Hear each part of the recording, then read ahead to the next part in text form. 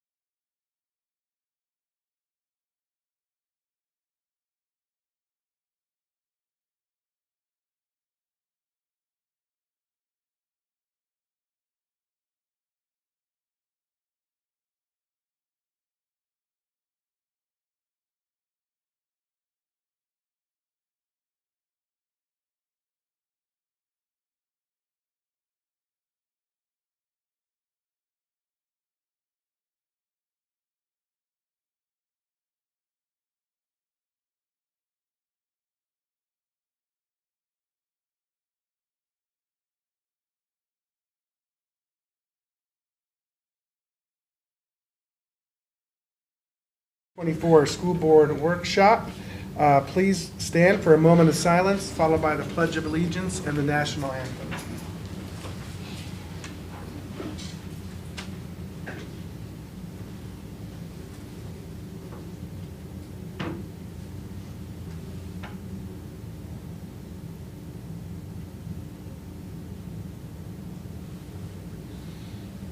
Please join me in the Pledge of Allegiance.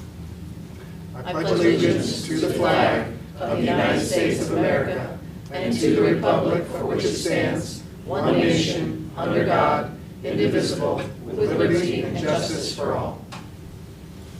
Oh, say, can you see by the dawn's early light what so proudly we hailed at the twilight's last gleaming, whose broad stripes and bright stars through the perilous fight o'er the ramparts we watched were so gallantly streaming, and the rocket's red glare of bursting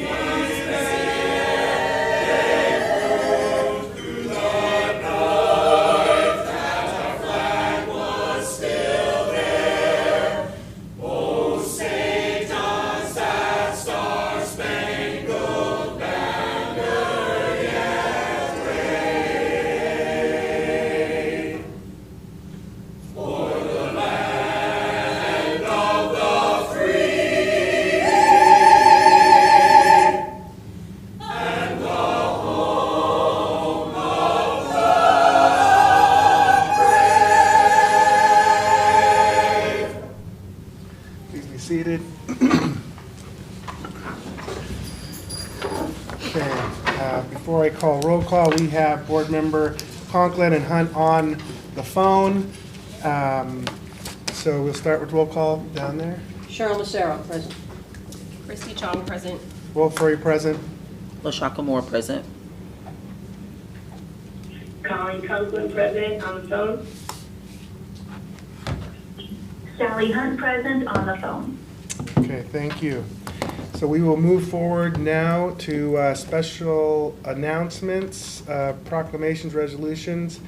So we have a few proclamations, School Library Month, Child Abuse Prevention Month, Autism Acceptance Month in Florida, Volunteers Month. Anybody have anything to say about those agenda items? Nope, we will Okay. be prepared for March 26th. Okay, great. And 2.06, we're very excited to have Supervisor of Elections, Katie Linhart, here to tell us about the voter guide cover design. Will you come forward and share with us today?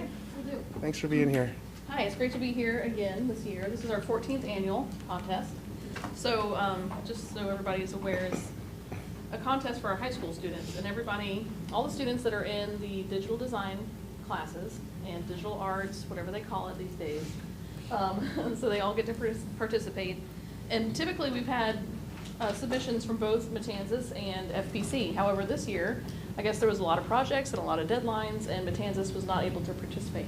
So last year we had 40 designs, this year we have 12. And last year you voted with paper clips, and I have upgraded to stickers. So you each get 2 stickers, and I don't know, what is your plan for Well, those I remote? had, did you receive the text with the images of the artwork? Yep, we both voted. Okay, great. Okay. All right, so it's up to the three of us now to go out and Okay. vote. So All we'll do right. that now. Sounds good. I have their votes here first. Okay. It has to be a secret, ladies and gentlemen. Lorraine is good at Put stickers up. Oh, absolutely. Yeah.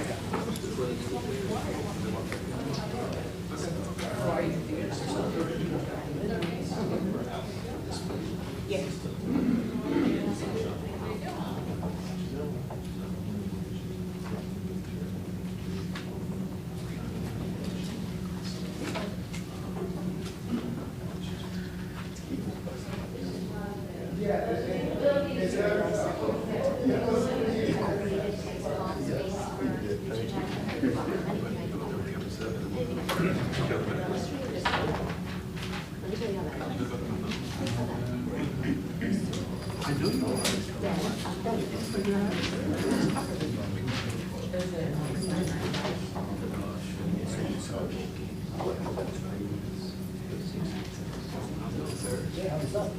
don't get a vote?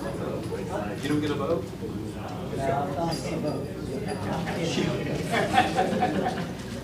I don't know, I'm from Chicago, we go early and often. That's right.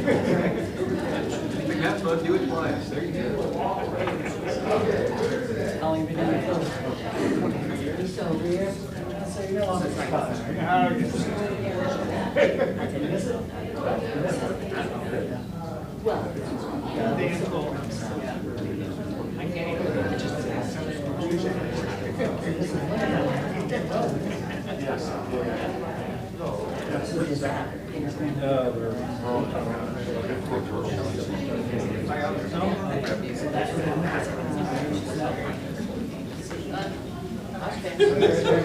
We have a winner, we have a winner.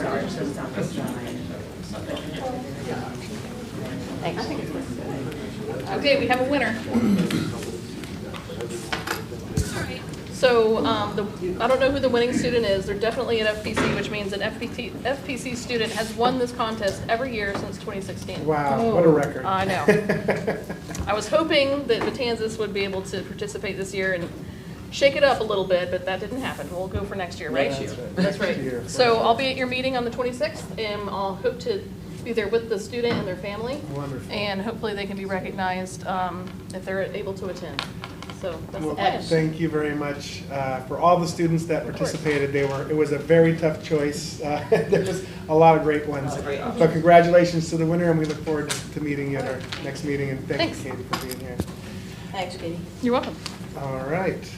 So we are going to move on to spotlights, superintendent strategic spotlight. Anything to add to that? Okay. Ed Foundation, we'll do then. Approval of minutes. We'll review those between now and the next meeting. Adoption of agenda. Any additions or changes to the agenda? I heard there was maybe Yes, one. if it is okay with you, I do ask that we move 10.01 up to right after public comment. Okay.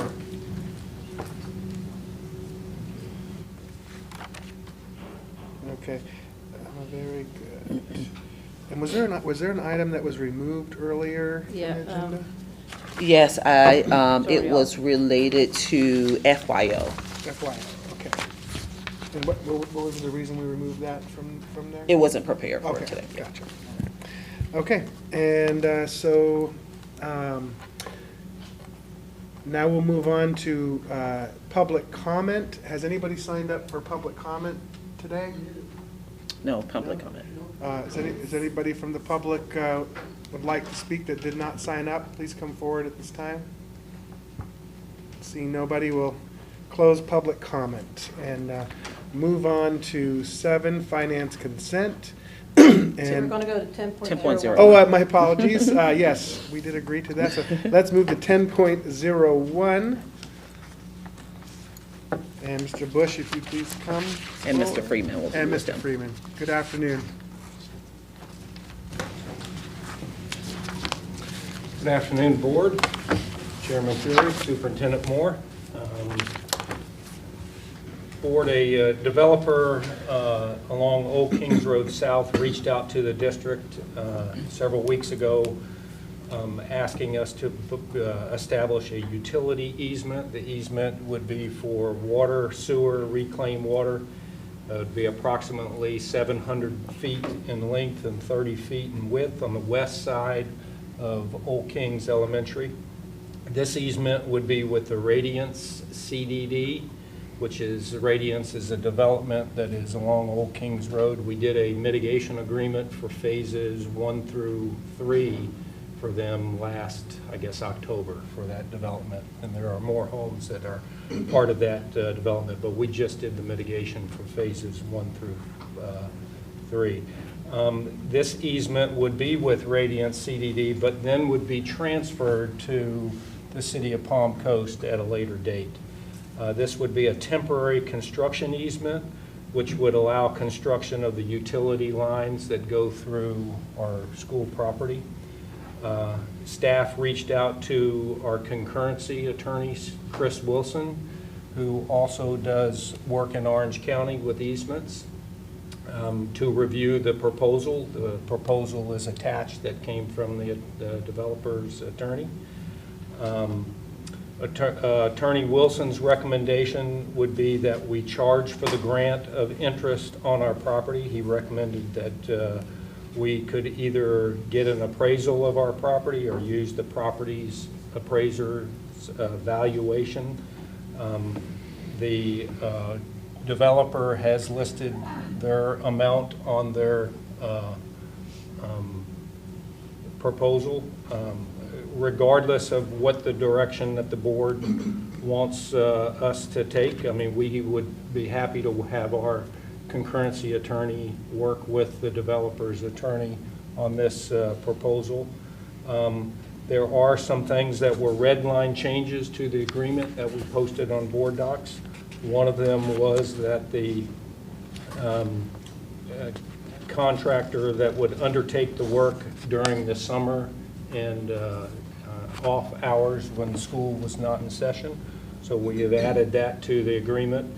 The grantee would restore the grantor's property to the original condition that was added. We added that the Jessica Lunsford Act would be included into that agreement. And then our attorney recommended that we remove that the grantor have no liability or obligation for respect to any loss or damage. So, board, I come to you asking or seeking direction on how you would like us to proceed with this easement. So I'm trying to picture where it's at. Is it like before that swale that dips into the school? It is right where basically where the sidewalk is. Okay. So it's that sidewalk and part of that stormwater portion of the property. And I know you mentioned they wouldn't be working during like school hours and when car riders is happening and all that. Right, that's what we had recommended, the adding to the easement itself, is adding that language. Yeah, I know that can be, just the car riders in the morning at Old Kings there's a lot of cars and a lot going on there. Would the construction, so is this, you said, did you say on the west side of the road? Because that would be on the opposite. The west side of our property. Oh, west side of our property. Right, Okay, which gotcha. would be on the east side of Old Kings Road. Gotcha, okay. Yes. And then is the easement, is it running in the front of the school along the roadway? Yes, sir. Okay. It is. And again, what are they going to be installing in there? They'll be installing water, sanitary, and then reclaimed water, I believe.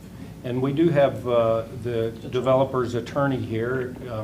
If you'd like, he could come to the table and answer any questions that I can't answer, but he's here.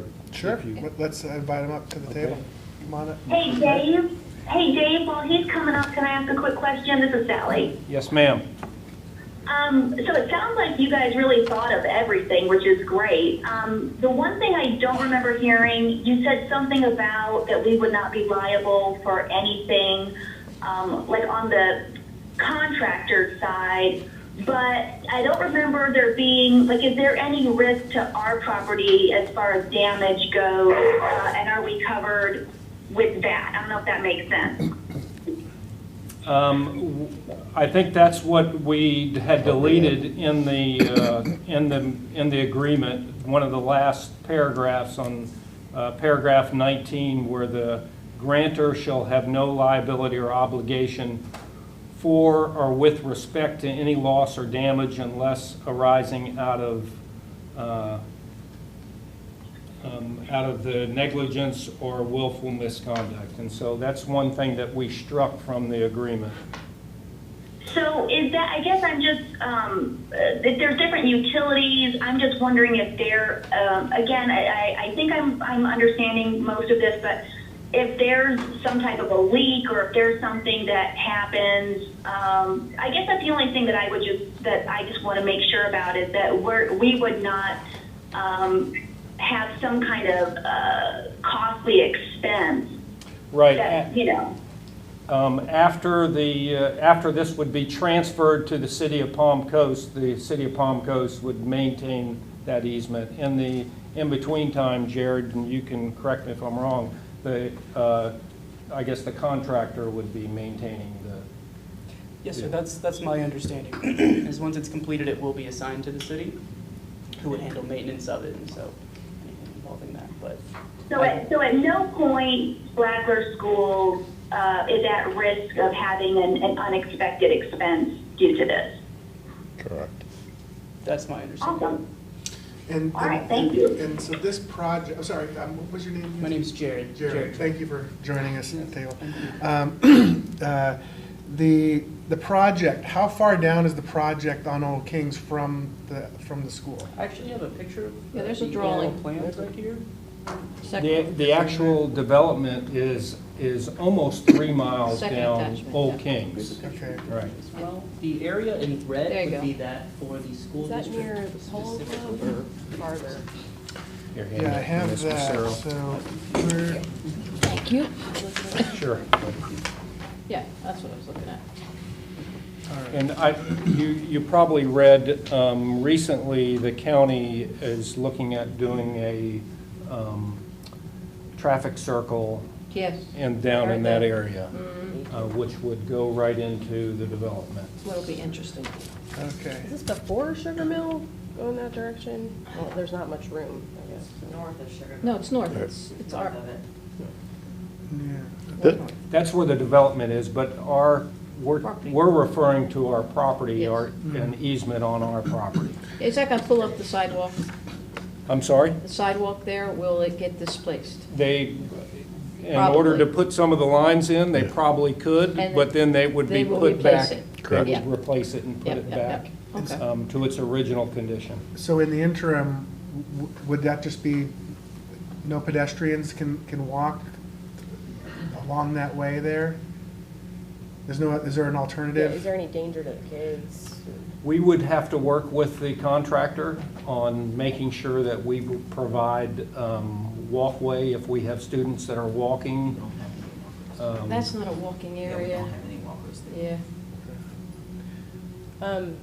I just want to ask Superintendent Moore and Ms. Critcher as well. Do you feel like it interferes at all with operations? We don't have any walk, all of the students that arrive at Old Kings Elementary School are coming by car or by bus, all of the students. But There just may in be a few general. students that go across the street, but that wouldn't have any type of, I don't see where there would be an interference or any reason why we would not, support this process. And so essentially, there's not a lot of room there, so when, in the morning and the afternoon, when the parents are dropping off and when they're picking up, or when they're picking up in the afternoon, dropping off in the morning, will there be trucks on the road there, construction? Because I believe that's just a one lane in both directions, isn't it, at that point, right in front of the school? So, I think there's a turning lane that turns into the school. right, but that's the only other lane other than the north and the south, Right. right? Okay, so, I mean, one thing we just need to make sure that, parents are not impeded, getting their kids to school and picking them up in the afternoon with disruption from the construction. First and Is there a foremost. proposed date for this to happen? Is it gonna be during the summer? So this would be going out to bid shortly in, I think, 6 weeks or so. 6 And so weeks. construction would be, I would believe, over the summertime.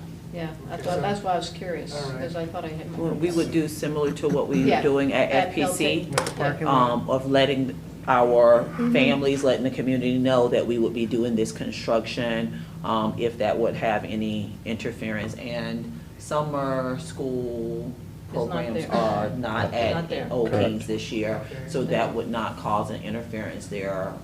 But regardless of when it would be, we would be communicating with our families Yeah. and communicating with the community. We would need to work with the developer for sure to make sure that we're able to get the students in and out of off campus in the most efficient way possible. And once the bids come out and there's an actual contractor, obviously, then that would be communications that we would have with them. What is their timeline? What does this look like? You know, right now, until that person wins the job, you know, it's just almost speculation, but we're just guessing at what that would look like. And then we would, like Ms. Moore said, we would pass that out, get that out through Mr. Don and. And is the reason why this is happening because there aren't any utilities down that way? Correct. So how are the other houses dealing with utility down there? Septic tanks or?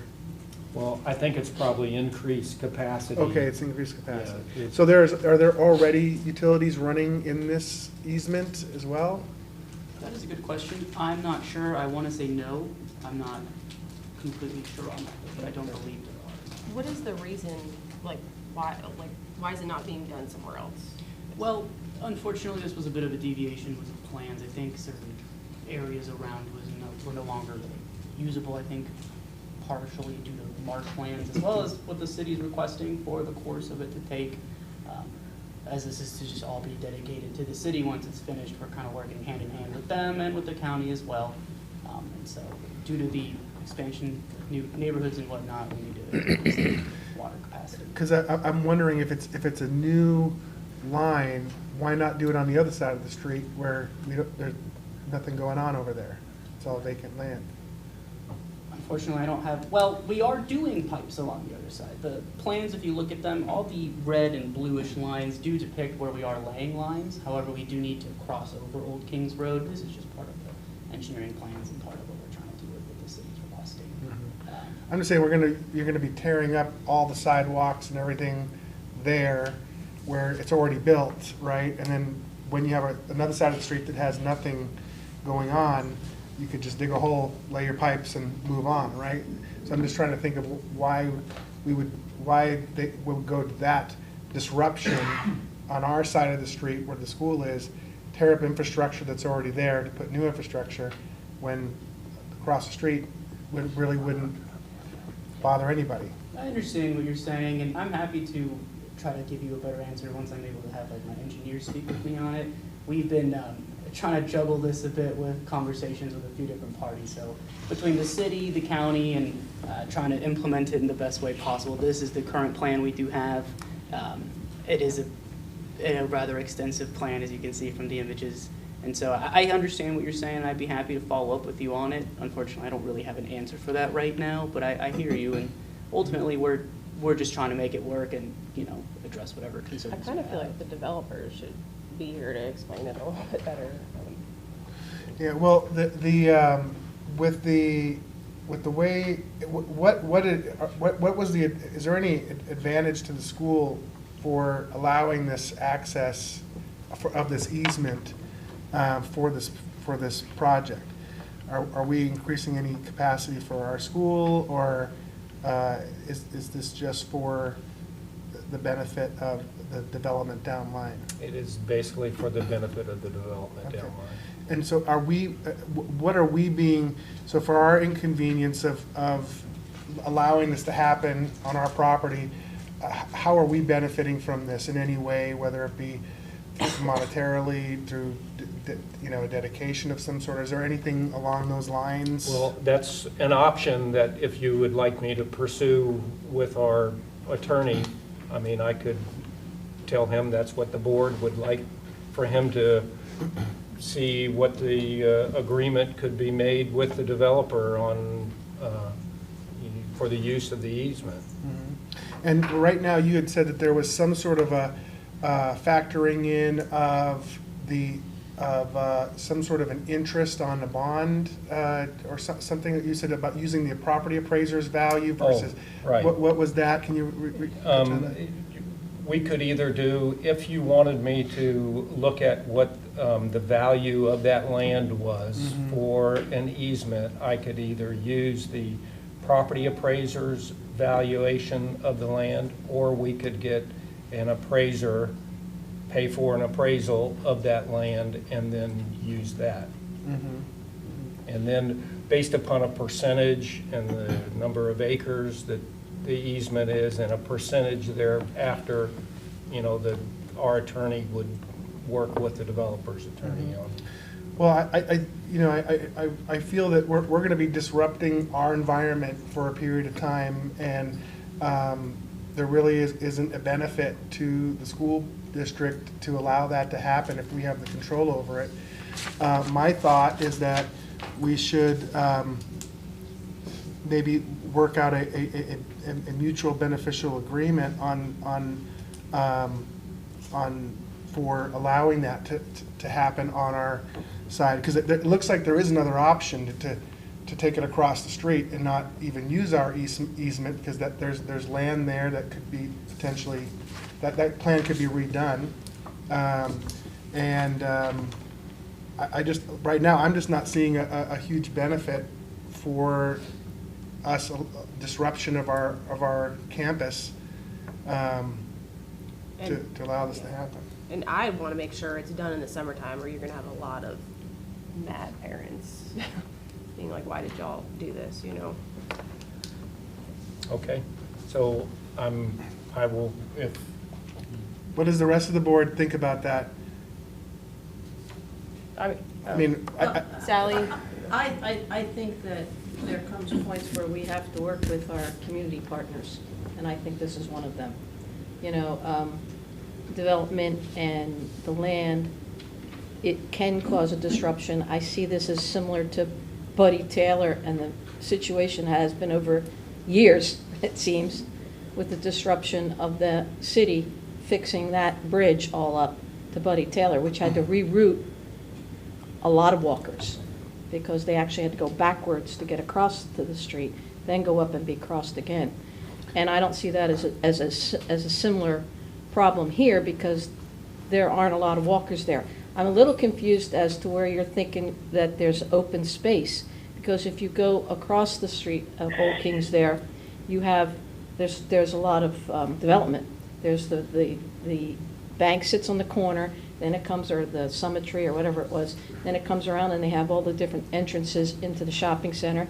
Then they have development more down already on the right-hand side. No, I'm talking about in front of our school. There's woods there. There's There's some woods right in front of our school. pretty much the whole frontage of Yeah. our school. I'm just saying that there are easements and right-of-ways on that side of the street Yeah. also that would not disrupt, our operation there. Well, it would, because they'd have to rip up the road. Well, maybe in Get a across section. the way, but, correct? I've seen them do that stuff in a day or so, as far as, opening it up. I'm just saying that you brought up a municipal project, which I agree with that. I say, but, this is a development that is, going to be, built down the road. They want to come through our They need land. access to Right, their right. And again, Right. it's not an already like a utility easement that has already been pre-defined. So, I feel like we have some value there in that land, and providing access to it. If there was, if they had if the developers, this is the first time, at least I've been on the board, that we've had this conversation to put an easement like this, other than for an easement to service our school. Like at Matanzas, we gave an easement because FP&L is going to come and run Right. lines to service our campus, right? So, That's correct. right. So, I would say that there's some value there that the school's providing by granting this easement, and I think there should be some exchange in that, for that value. So, Well, I'm not opposed to a monetary fee to cover the disruption, but I do think we should consider going ahead with this, getting that established, as long as it happens, as Ms. Chong said, during the summer when it's least populated over there. Dr. Conklin, Sally, any comments? Sally, you want to go ahead, Dr. I'm sorry. Please go ahead, Dr. I was just gonna say, these are, they're fairly standard. We've gotten these in the past. As long as it doesn't disrupt operations of schools, I think it's about being a good community partner.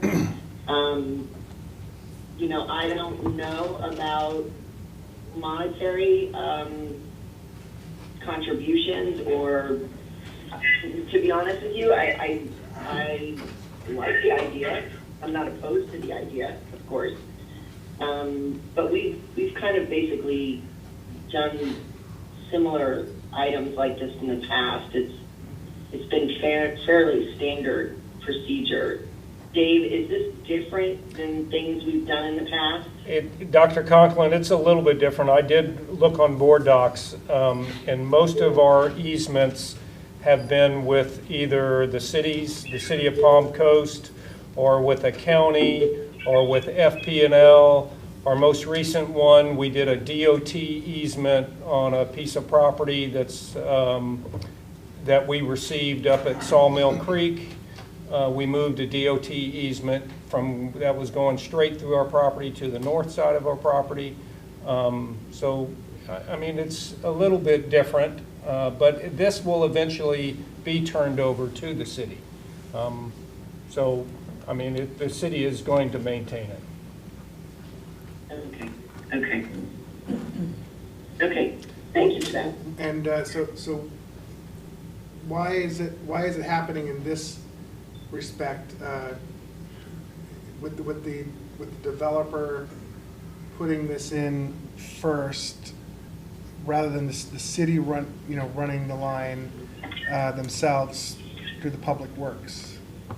Those were just agreements that were created as far as the project was concerned. All the easements in this area are drafted the same way, in that once we install it, it's to be dedicated to the city and they assume possession. We're actually entering some with the city. I know that seems a bit nonsensical because you're getting an easement with them to then give it to them, but that's how the project has worked. Personally, I would need a little more information on this, and I would like this to identify really the value of what we have here before we just give it away. And we wouldn't do that with any other piece of land that we own or control. So I don't think why this would be any different than that.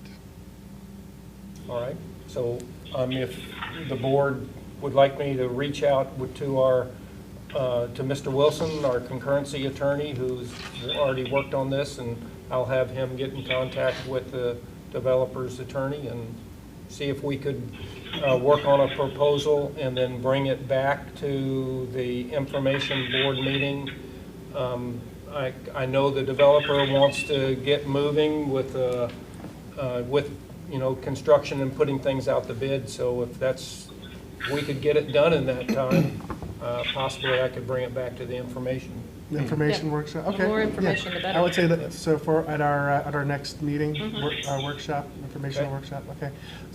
Are you you're stating that it will come back on the 26th twice? It'll come back at the 1 o'clock and again at the 6 o'clock. If Yeah, I think if we decide after the new information that we get back, we can decide if we want to keep it on the agenda for that night at the next meeting. Yep. We got to just keep in mind that if we want this done in the summertime, then we got to make a decision. Yep. Right. Good thought. Okay. Okay.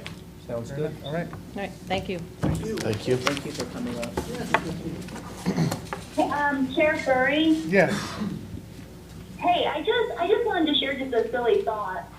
If this is something that we don't typically do, but may come again, when you talked about some monetary compensation, something that might be kind of cool if there are projects ever that like disrupt parents would be like, you know, some funds at least going to the school's PTO. So it's like there's like a sign that's posted or announcement that goes out that says, you know, thank you for your patience. This project is, you know, providing X amount of dollars to the Old Kings PTO. This is a thought that I had. Wherever we land on this, that just might be something nice if we can directly impact the school that's being affected. Yeah, I mean, all those, you know, I don't know what this looks like, but I want to explore the value that we have within that land, and however we would apply that benefit, that could be one of them. So thanks for sharing. And at the next meeting, we'll bring forward the statute that also identifies where these, how the dollars have to be allocated once they are received. Very good. Oh, you mean we don't get to just decide willy-nilly where money goes? You do not. No, ma'am. I guess I should have known better. Okay, so we will move on now. We're going to go back to 701, and that is for Imagine Charter School Finance. Welcome. Good afternoon, Chairman Furry, board members, and Superintendent Moore. We are here to present the finance consent 701 to 7.08. Okay. Any questions about the Imagine financials? Now, I notice in it they're much harder to read. Is there a reason why they're in much smaller font when they're being entered than they have been in the past? As I was going through the records today, some of them are really tough. The second page is always very hard to read because of how much data is on there and how many columns. It probably does look like it's a little bit smaller, but Yeah, that second page is normally, it's very hard to read. You'd have to We will maximize definitely it. look at how we can address that. Yeah, I don't know if you can or not, that's why I was asking. Yeah, Because yeah, I look noticed at it. another, not just them, I noticed them in the other reports also. Okay. Okey dokey. Okay. If no other questions, we'll move on to board approval of purchase orders over $10,000. I have a question about one. Trimming oak trees at Benell, it's almost $18,000. Do we like bid that out? I'm going to have Corey Bush come up and speak about that. That's plant services.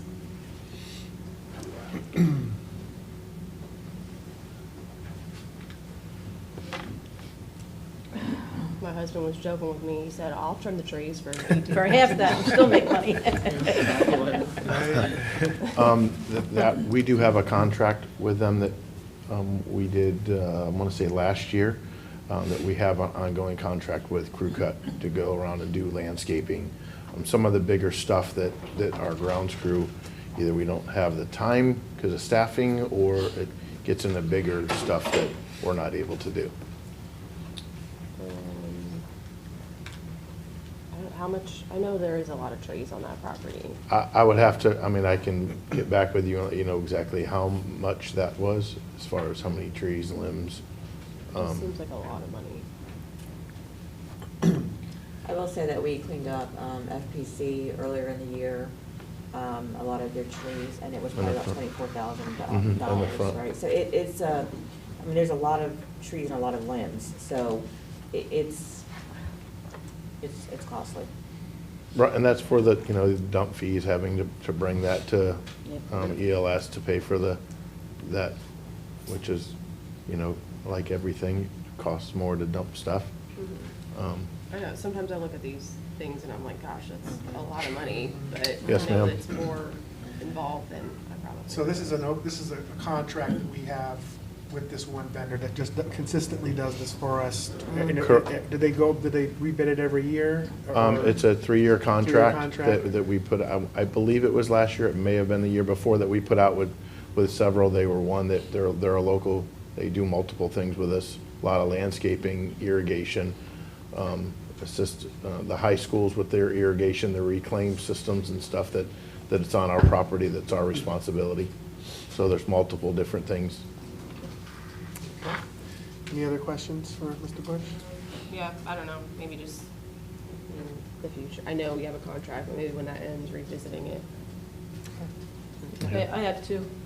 Go ahead. One is the playground equipment at Belterre Elementary School for $119,968.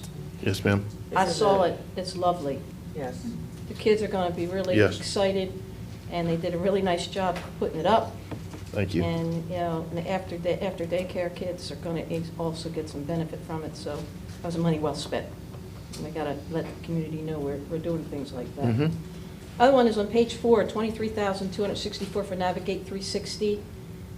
What did that include? Does anybody, is that just licensing, or is that, explain what that actually encompassed, that amount? So that is part of the presentation that I did on the threat management for the Florida model.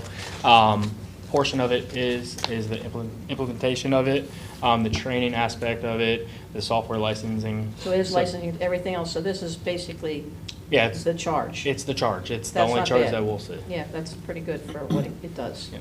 So that's a good thing. Okay, that's it, that's all I have. Okay. I just had a question for hotel accommodations for FPS state competition, $10,000. It's the Shops Orlando LLC. Oh, so that is on page, I think 4. So this is for future problem solvers. Mhm. Yes. The district pays for all costs leading up to state. If teams qualify to internationals, they are to fundraise for that at the schools. The level of funding for each school depends on the number of students that qualify for future problem solvers. And so is that 10,000 for one specific trip for the future Is problem? it a multi-day trip? It is multi-day. Yeah. They're like- Yeah, they go a Couple couple days. days. Okay, Yes. and how many participate in that? That specifically is for Matanzas, so I would have to get that information. Can you write that down? But we can pull that and we'll send it to the board. Yeah, The we can number pull of that, the number of students. people at Matanzas. I mean, sorry, that's at FPC. Okay. And we'll send what it is for like all of our students. They have to compete in order to earn a chance to compete at the state level. So we can say how many students will be traveling there for. Yeah, we Yeah, have it just seemed someone, like kind of a high number for hotel accommodations. But again, if it's a lot of students, then maybe not. right? yeah. It that- generally is. It Yeah, it is. generally is a lot of That students. is probably for hotel and possibly travel, but we have someone who oversees this, Amy Kopak. So we will get with her and have her break down that cost, like Superintendent Moore said, for all the schools. Okay, great. Thank you. And any others on items over 10,000? Okay, so we'll move on. Vendor payments. Any questions here? Yeah, I do. I see that the way that you're paying our legal fees is individually through, obviously, the firms that are involved. We paid, I believe, Weiss and Sirota, $13,492. How can we account for that? What does that cover? That was on 1/12/24 it was paid. It's all alphabetical at that point there. Is it possible to take our legal fees and add them to, at the end where you have a summary of the accounts, an account summary, add a fund there that would specify that? This bill specifically was for services from the prior fiscal year that we received from our prior attorney just last month. Okay, so what I'm saying. We can though, get you information on that. Can we get that, can we get that pulled out? What I want to see monthly is what we're spending on legal fees. Yes. So I saw at the bottom, when you go through that whole report, at the end of the vendor statement, you have activity, by code. You can't fund. do it on this report, but we will add it to our district financials. The situation you're looking at now is this service has nothing to do with 23-24 fiscal Okay. year. See, So so we are- I wouldn't know that unless, I'm asking you. So Right. We got to figure out how we can Right. know So- what's going on. Right, so we're just now starting to get bills for 23-24 Okay. since our attorney has left, and we're now contracting out with these other services. Correct. And keep in mind that this is 2 months in arrears too, like this is January financials. Okay. So going forward, probably starting in Start- February with the district financials, you'll start to see a breakdown of the legal fees Yeah. for 23-24 fiscal year. And that's what, yeah, Yes. I want to see that so we can keep it down. Absolutely. What we're doing and how we're Yeah, doing it. if we could have a report generated, maybe just a spreadsheet with both, where we're billing our outside counsels, the two different firms, and maybe send that to the board so we can start to assess the differences between having an in-house counsel and maybe just keeping it as outside counsel. Sure, and we spoke about this before, and where we're at right now is we just haven't started to receive those bills yet. They haven't been paid as of January Right, 31st. okay, so we're just All right. lagging it. Yes. That would be helpful in Okay. some way we can Absolutely. see what's happening. Yeah. That would be good. Okay, great. And then just with the mobile, this is on page 6, mobile modular management, looks like, one for 182 and one for 191,500. Sure, those are the transportation portables that we bought outright. Is that right? Right? Yes, that's correct. Yes. So we bought those outright. That's coming out of the 1.5 mil capital funds. 1, 2, 3, 4. And yeah, that's what you're seeing. It's about $400,000. Was, there are two different line items, one for 182,500 and one for 191,500 specifically on page 6. And there's other individual from the same, but lower, there's some for $505, some for $12,000. So if you look $390. on the very last column, it shows the PO number. So we pay, the larger ones you're seeing are the portables that we bought outright. Okay. The other ones you're seeing are monthly leases. Okay, So if you look in the right column, it shows the PO number, so you can see they're different POs. okay. So some of them are for, like I'm looking right here and I can see it's Old Kings, Flagler, Buddy Taylor, FTC. So it's multiple ones that are being paid monthly. Okay, and did these purchases replace existing buildings that were deteriorated and no longer usable, or did we add more capacity back there with these buildings? Corey Bush, can you come up and speak about that, please? Thank you.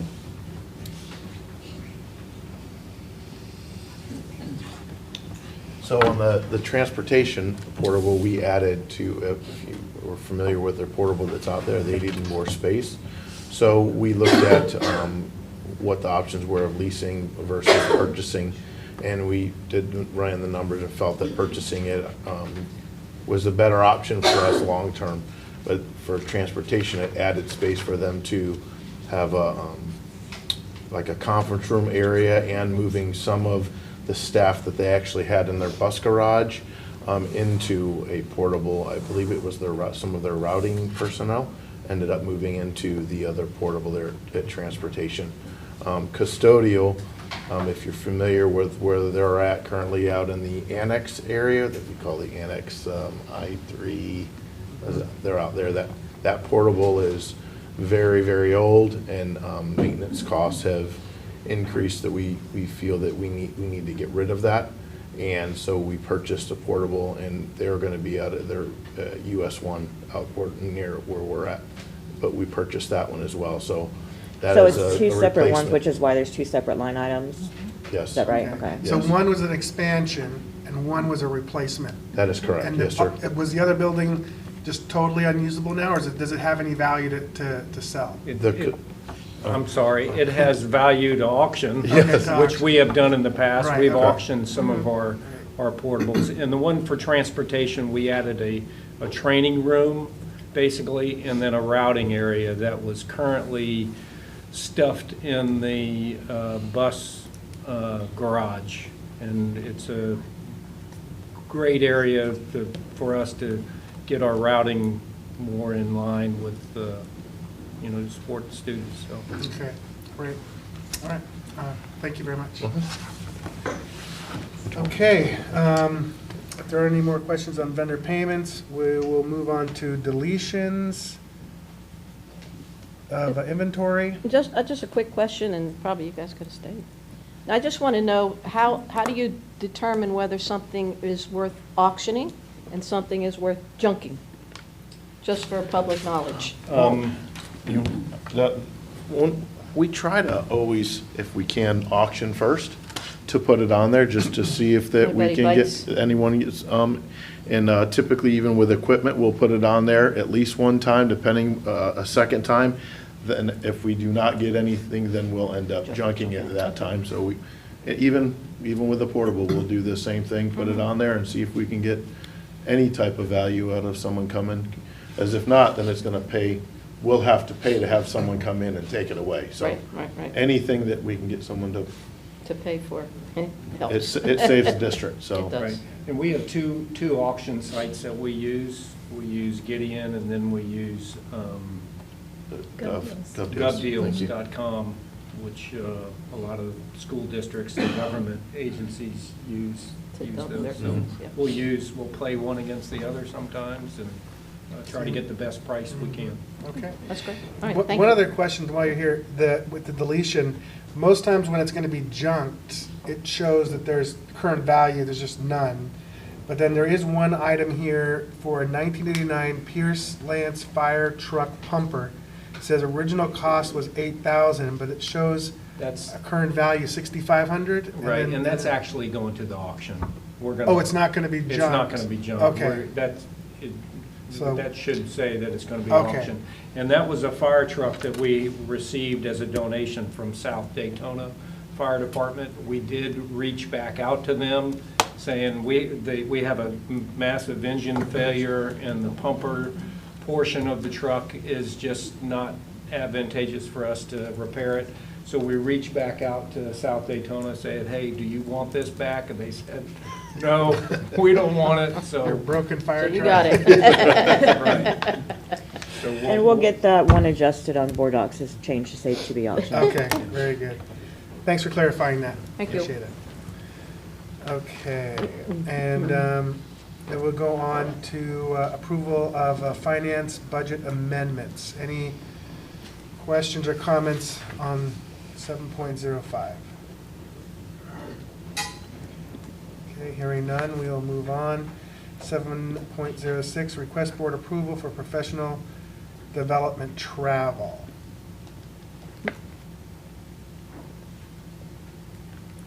Okay, seeing no comments or questions, we will move on to board approval for district financial statement, 7.07. Any questions or comments on financials? No? Okay, district financial update. So in previous months, we talked about giving a financial update, primarily just around where we're at, and also because, you know, with the ESSER grants ending in September. So this is just a summary of where we are currently at now, and I'll just go through each slide. If there are any questions, please feel free to stop me, or you can ask them at the end. I want to go through just a timeline of how our funding is processed by the state, just to give all of you a background of this, as this might be the first full year you're actually seeing this. So we have 5 FEFP calculations that come from the state. This is what drives our revenue throughout the year. We often talk first calculation, second calc, third calc. That's how we talk in finance world. The first calculation is comes out after the legislative season has finished. I will tell you, 2 hours before this meeting, I received the email from Superintendent Moore of the first calculation for 24-25, which I was not smiling at the time. So that's what drives our revenue for next fiscal year. So I did a quick deep dive. We'll talk about that later, but it is a 44-page document that just takes some time to analyze. So that first calc comes out of legislation. That is what we base our budget on for next fiscal year. The second calc comes out in July, and this is what determines our millage for the next fiscal year. The millage is set by the Department of Revenue. The required local effort, as I have written there, that is the millage. That is what determines how much we will receive in property taxes. So once that comes out in July, within a couple of days, we will have budget meetings for the trim, for our advertisements. There's several meetings that are required by the state that will happen as the result of this second calc. The third calc is the important calc. This is based on our October FTE. So we have 2 FTE counts, October and February. The October one is what drives the true revenue for the whole fiscal year. So the first calc estimates it, but the October one is the actual. So the third calc came out at the end of January. Unfortunately, we're in a pretty good position. Typically, historically, we have lost money in the third calc for various reasons. There's multiple factors into that FEFP calc, so it could be just varying reasons. And I have a page in here for the third calc that we'll go over later.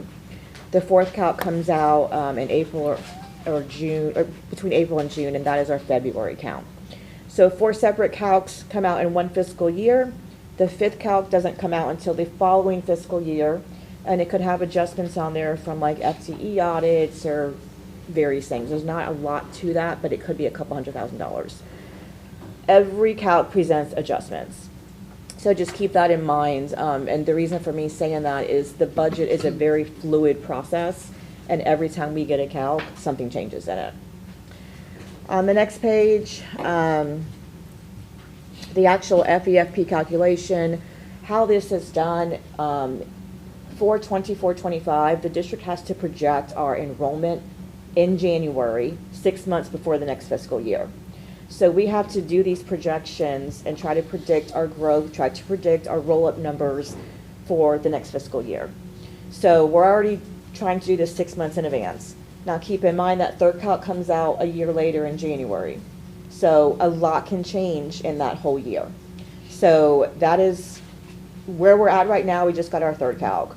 As that third bullet points out, the changes in funding could vary heavily based on our FTE forecasting and the timing of the growth as it comes to our school district, as well as the change in state enrollment. So for example, there is one pot of money. If the state estimates, can you go back to the previous slide, please?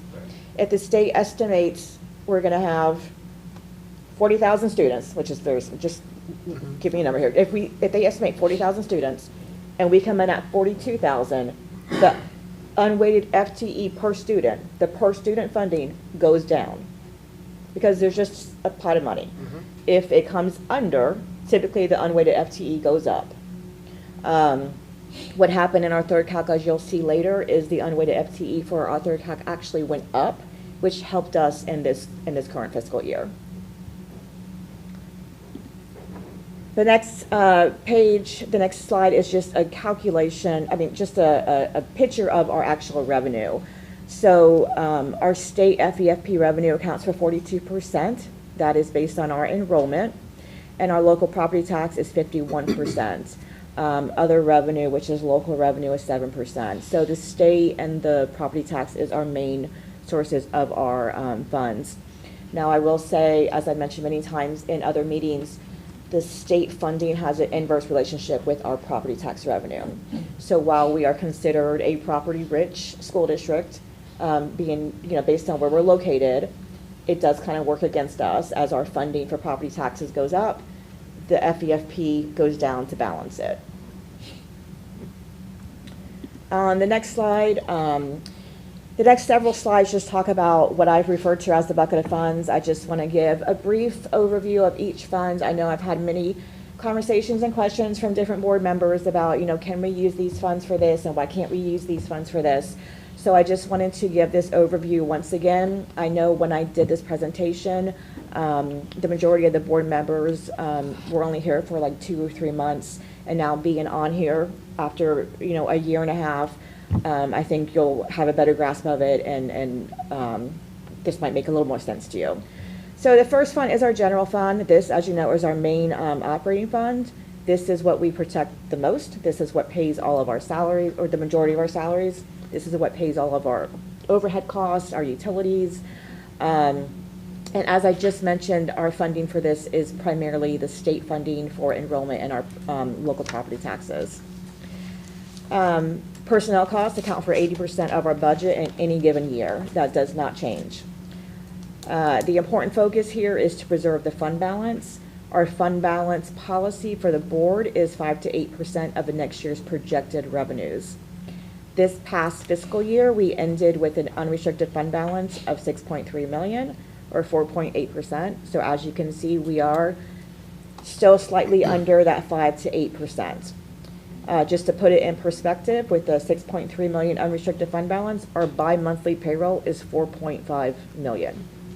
So you can see just exactly where we are in our reserves versus how much our payroll is twice a month. The next slide talks about our debt service funds. This is the debt we've taken out from the school, or as a school district in the past. We have 2 outstanding debts right now. The 2015 was paid off during this year, so the remaining ones is the 2014 COPS. We have 24 million left on that. Just as a note, that was taken out to fund Rimfire Elementary, Matanzas High School, and this GSB facility. That was taken out in 2005. We refunded it, which is the governmental term for refinancing, in 2014. And most recently, last summer, we took out the bus lease purchase for 2.5 million. Okay. And that COPS for the 24.2 million, that's fully amortized, and it will, in the 2031, 32, that's a full completion of that? It's going to mature, thank you for asking, it's going to mature in 2031, 32, and that second bullet point there, we are currently discussing with our financial advisor. We are currently looking at refunding or refinancing that because the last several years have a higher interest rate than the market is now, so we have a potential to save at least $700,000 to refund a few years of that. So those conversations have started. We'll be bringing that to the board going forward. Our capital funds, our 1.5 mil, pay for the debt service. Mm-hmm. So that would be a direct savings to our capital fund. That takes 3 to 4 months to actually process that whole transaction. So that would be a refund now, and would reduce the total amount we owe interest-wise by the maturity date that I see here at 31/32. So Yes. This will be paid off in that period of time, or is there still a balance owed at the end of that? No, there's not like a balloon or anything like that at Okay. the end, I think that's what you're asking. Yeah. But when we refinance this, or when that comes to fruition, the 4 to 5 years that we're refinancing, it will still mature in 2031, 32. It's not going to extend that. Okay. It's just pulling out a few years so we can capitalize on that savings. What happens is from this year through 2032, multiple years are at 3% interest. The last several years are like at 5%. So it's not in our best interest to try to refinance the whole thing. It's just those higher years of interest. Gotcha. So that is like our financial advisors are always looking at that and analyzing that for us. And so that's currently what we are working on with them. Great, thank you for that. The next page is our capital outlay funds. We have several different pots of funds here. The first one is PICO, which, as you know, years ago, the school district used to get funding for this to renovate our schools. All of this funding is basically passed through us to the charter schools. They get about $450,000 a year, but as far as the school district, that has stopped years ago. The second one is CONDS. That stands for Capital Outlay and Debt Service. This is funding that is made through our tax on motor vehicle licenses. This is not a big pot, but it's about $450,000, and it does help us to pay for some projects on our 5-year capital plan. So it started probably about $200,000 several years ago, so it has grown quite a bit, and it does help out. One of our larger parts of money, the 1.5 mil, this is solely funded by our property taxes.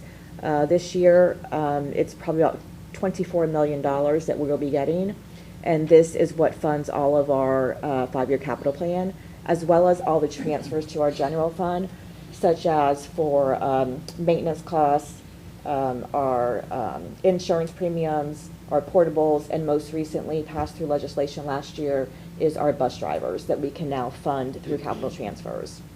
So this is a key fund for us. We were able to build this up during the years subsequent to COVID. So it is it is key for us to help and to support our general fund. The fourth one is the half-cent sales tax. As you know, we just passed this through the voters last year. Starting this year, we now would share this with our charter schools. And that, I believe, is, do you know what that amount is? $600,000. Projected revenues, I believe, is about 10 million. So 600,000 of that goes to our charter schools. How do they figure that, Patty? It's based on their proportionate share of FTE. So the charter schools' share of total district FTE is about 6.7%. So they get that proportionate share of it. Okay. Impact fees, this is based on growth and building permits. We are just now spending impact fees for the first time in several years for the Matanzas building. It can only be spent on new student stations, and that is the only project that we currently have. If we do have additional schools in the future, any remaining impact fees would be used first before we take out additional debt for that. Our federal grant funds, these are our normal federal grant funds, if you will, that we've had pre-COVID.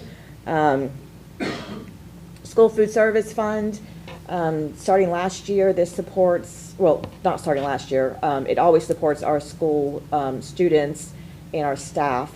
Starting last year, based on a plan that Andrew Bush presented to the board, breakfast, lunch, after school, and summer food service programs are provided to our students at no cost to the parents.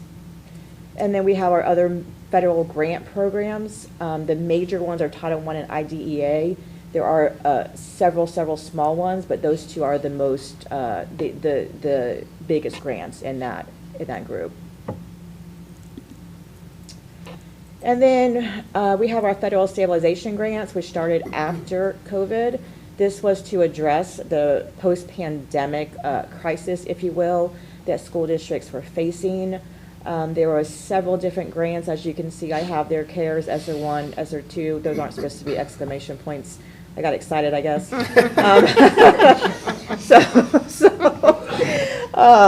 CARISA, ESSER 3, and ARP. I think the first 3 of those have already been spent fully in the previous years. In total, this is about $40 million across the board.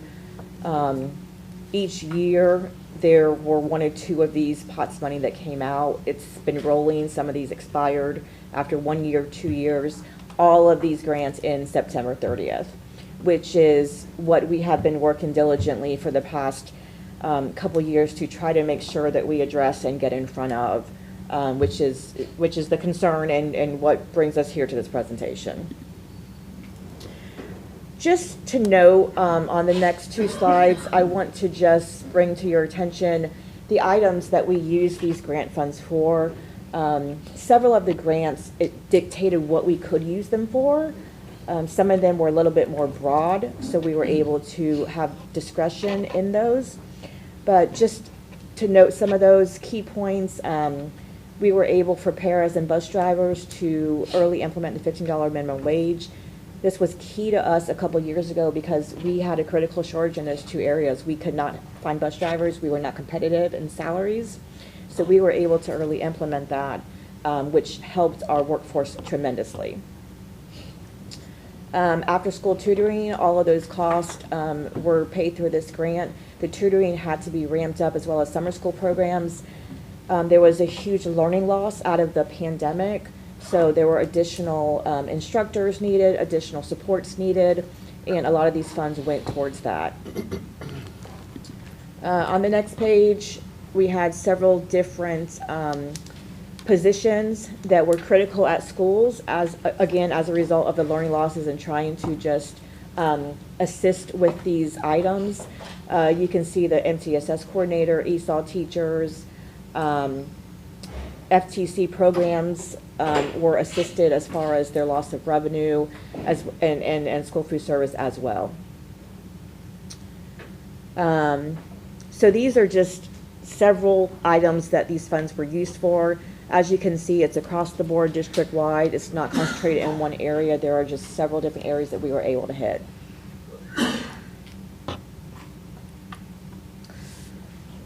The next page, I just want to note the district internal accounts as another funding source. This comes up a lot in some of these board meetings, so I just wanted to have a few bullet points on this as well.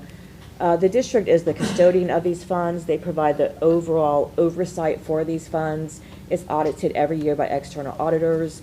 That is handled all through the finance department, along with support from our school principals and our school bookkeepers.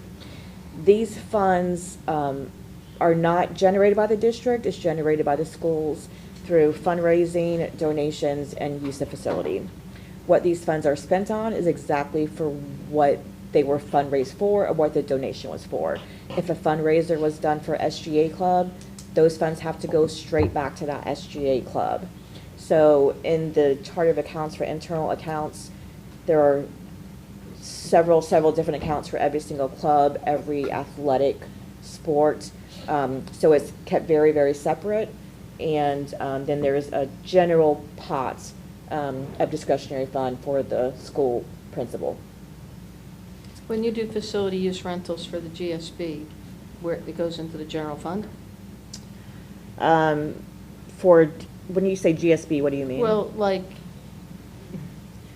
if you rent a building that's not a school, that's not school related, like we're looking at, say, Belterre Swim Racket Club. When we rent that facility out, should we go that route? Where's that money going? Do we rent Swim and Racket Club out? No. That would go to their internal fund. That would go to Swim and Racket Club. In the future, if we don't have an internal fund, that would be district. it goes into the general fund. No, not general fund. It Where's goes it into go? the district's internal account. Okay, so district has an Yes. internal account too. Okay. Yes, so that's there are what I was trying several to get at. internal accounts Okay. within GSB. Okay, okay, thank you. The next slide is scholarship vouchers. This has been a big topic previously with the Family Empowerment Scholarship. As you can see, this has been growing every year. I will tell you, in looking at the 24-25 first calc that just came out, it is just shy of $11 million. It's about $10.8 million. So this continues to grow tremendously every year. The next slide is the third calc that I was talking to you about. I do this analysis for a few calculations. I just did a quick run through of it earlier for the first calc just to see where we were at. But this is our third calc, the most recent one that we got in January. Just to break it down to you, the very bottom right corner is our increase in state and local funding, which is $645,000. The top section is unrestricted funding. The second section is the restricted, which is our categoricals, which is just a few now since they rolled all those up to the FEFP this past year. I will tell you that our increase in funding was primarily due to the increase in unweighted FTE. If you look at that very first line, our unweighted FTE went up by $36 per student. We don't typically see an increase in unweighted FTE, so this was great for me to see. I was very excited about this. So this did help us. Typically, the third calc is a very anxiety-ridden time because you just don't know where you're going to end up for the most part, or what the unweighted FTE is going to look like. We fared quite well, which is good. We had it helps to offset a lot of budget revisions and unplanned costs that we had during this year. Okay, the next slide is our initial legislative analysis. Again, this is what we had at the time prior to just, earlier this afternoon. I'm just going to point out the items that stuck on this based on the first calc that I just reviewed.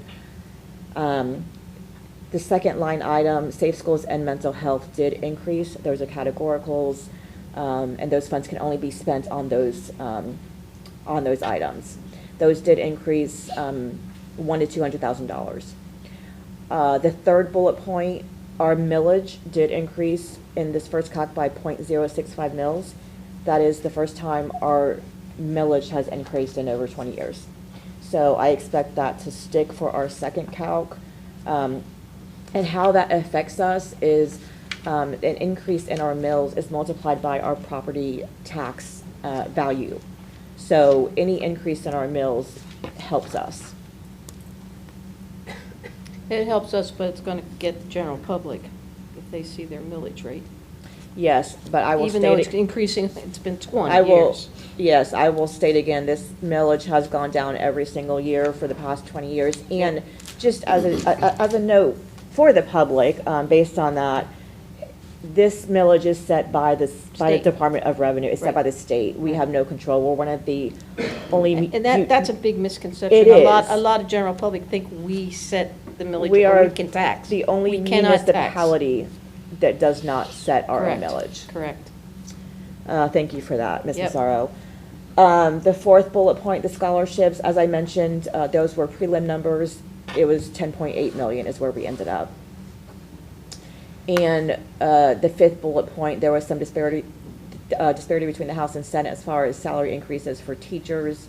That's just for clarification. That is just instructional there. We did end up at that same amount. $923,000 was set aside for new salary increases for the instructional base.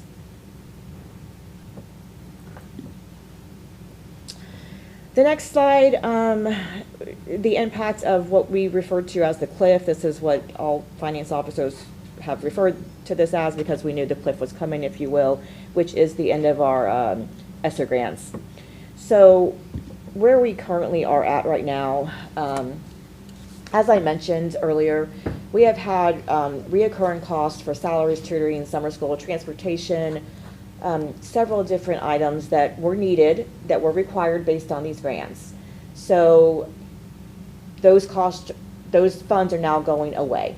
So we are in a position where we need to absorb all of these costs, adjust some of the programs to adjust to the funding. A lot of these programs increase all the supports for our students, and I'm sure I can guarantee you that more supports are needed, but this is the end of the federal funding for the pandemic. We currently have 55 positions on ESSER grants. Some were existing positions that were previously paid out of general fund that will revert back to the general fund. Some were new that were required to be hired because that was what the grant mandated. And then, as I mentioned in that last one, like I just said, most of the ESSER grants were personnel costs based on what the budget was for. So what we are doing and what we have done to address, hang on one second. Can you go to the next slide, please? Okay. Can you go to the next slide, please? Thank you. I'll go back to the previous one. So what we have done to address the cliff is last year during staffing meetings, we let all of our schools know these are the supports that we can give you for this year. However, these are grant funded and you need to know that this is just for this year and we can't promise that we can support it. So these conversations began last year during the staffing meetings. They continued in early fall this year at the principal meetings. Every principal meeting we've had since early fall, we've been having the same conversation. It's a constant topic that we talk about. Just to keep everyone aware that this is a very real situation we are at this point now. Typically, we do our first round of staffing meetings for the next fiscal year after spring break. We have just completed, as of yesterday, all of our staffing meetings for the schools except for one that just had to cancel due to illness. So we are 1 to 2 months earlier in our planning than we previously would be, which I think is great. A lot of principals, all of them, were very thankful in the early heads up, the early conversations. It gave them time to plan. Every single staffing meeting we had with my team, principals already had plans in their mind as to how to get creative, what it is that they're going to try to do to not lose as much support for their staff, how to fold in different job responsibilities with different people. So they were very productive meetings. I feel they were very successful considering it was the very first round of meetings. I do plan to have recurring meetings at the last week in March, I believe, just to keep on this. and make sure that we are being consistent and that we continue to support our schools so they can support their students. In helping with this, the burden should not be on the schools fully and should not be on the students. So we have made a collective effort to work with all the departments to discuss a 4% reduction of their budget. So Mr. Freeman has worked with his operations. I'm meeting with our assistant superintendent tomorrow about the academics, and then we're going to hit the other departments as well. The conversations are, you know, what can we absorb through attrition? If you have a vacancy, are there creative ways that you cannot fill that vacancy without hurting your department or hurting your staff? So these are the constant conversations we are having. If you have a retirement, is it necessary to fill? Can you get creative with your workload? So this has been happening and is currently happening and will continue to happen. And if you could just go back one previous slide there for me. Just to close out, I just want to address just additional factors that have a financial impact. Our projected fund balance, what I have projected to end this year, absent any unforeseen changes, we still have a lot of things we're trying to work through, especially with certain grants and things, is we will end at about $6 million unrestricted, which is about 4.5% of revenue. This was calculated before I had the revenue projection, but I feel pretty good that's still the same percentage. Several things we have dealt with this year is an increase in our paraprofessionals. This is the result. We've had a huge influx of out-of-state students coming in, and we have had to support these students in their IEP plans. So that was an unplanned for cost that just unfortunately kind of hit all at the same time. We're also deal with continuous increase in overhead costs, such as gasoline, electricity, water, and sewer. We had a huge increase to FPL last year, and I was just informed of a 16 to 24% increase for water and sewer for this current year. It is approximately about $175,000 that was not planned for.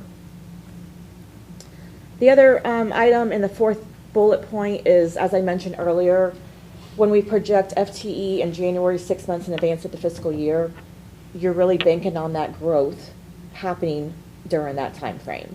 And when our growth first started, it was taking longer for the houses to get constructed based on the shortage of building materials and things like that that are out of our control.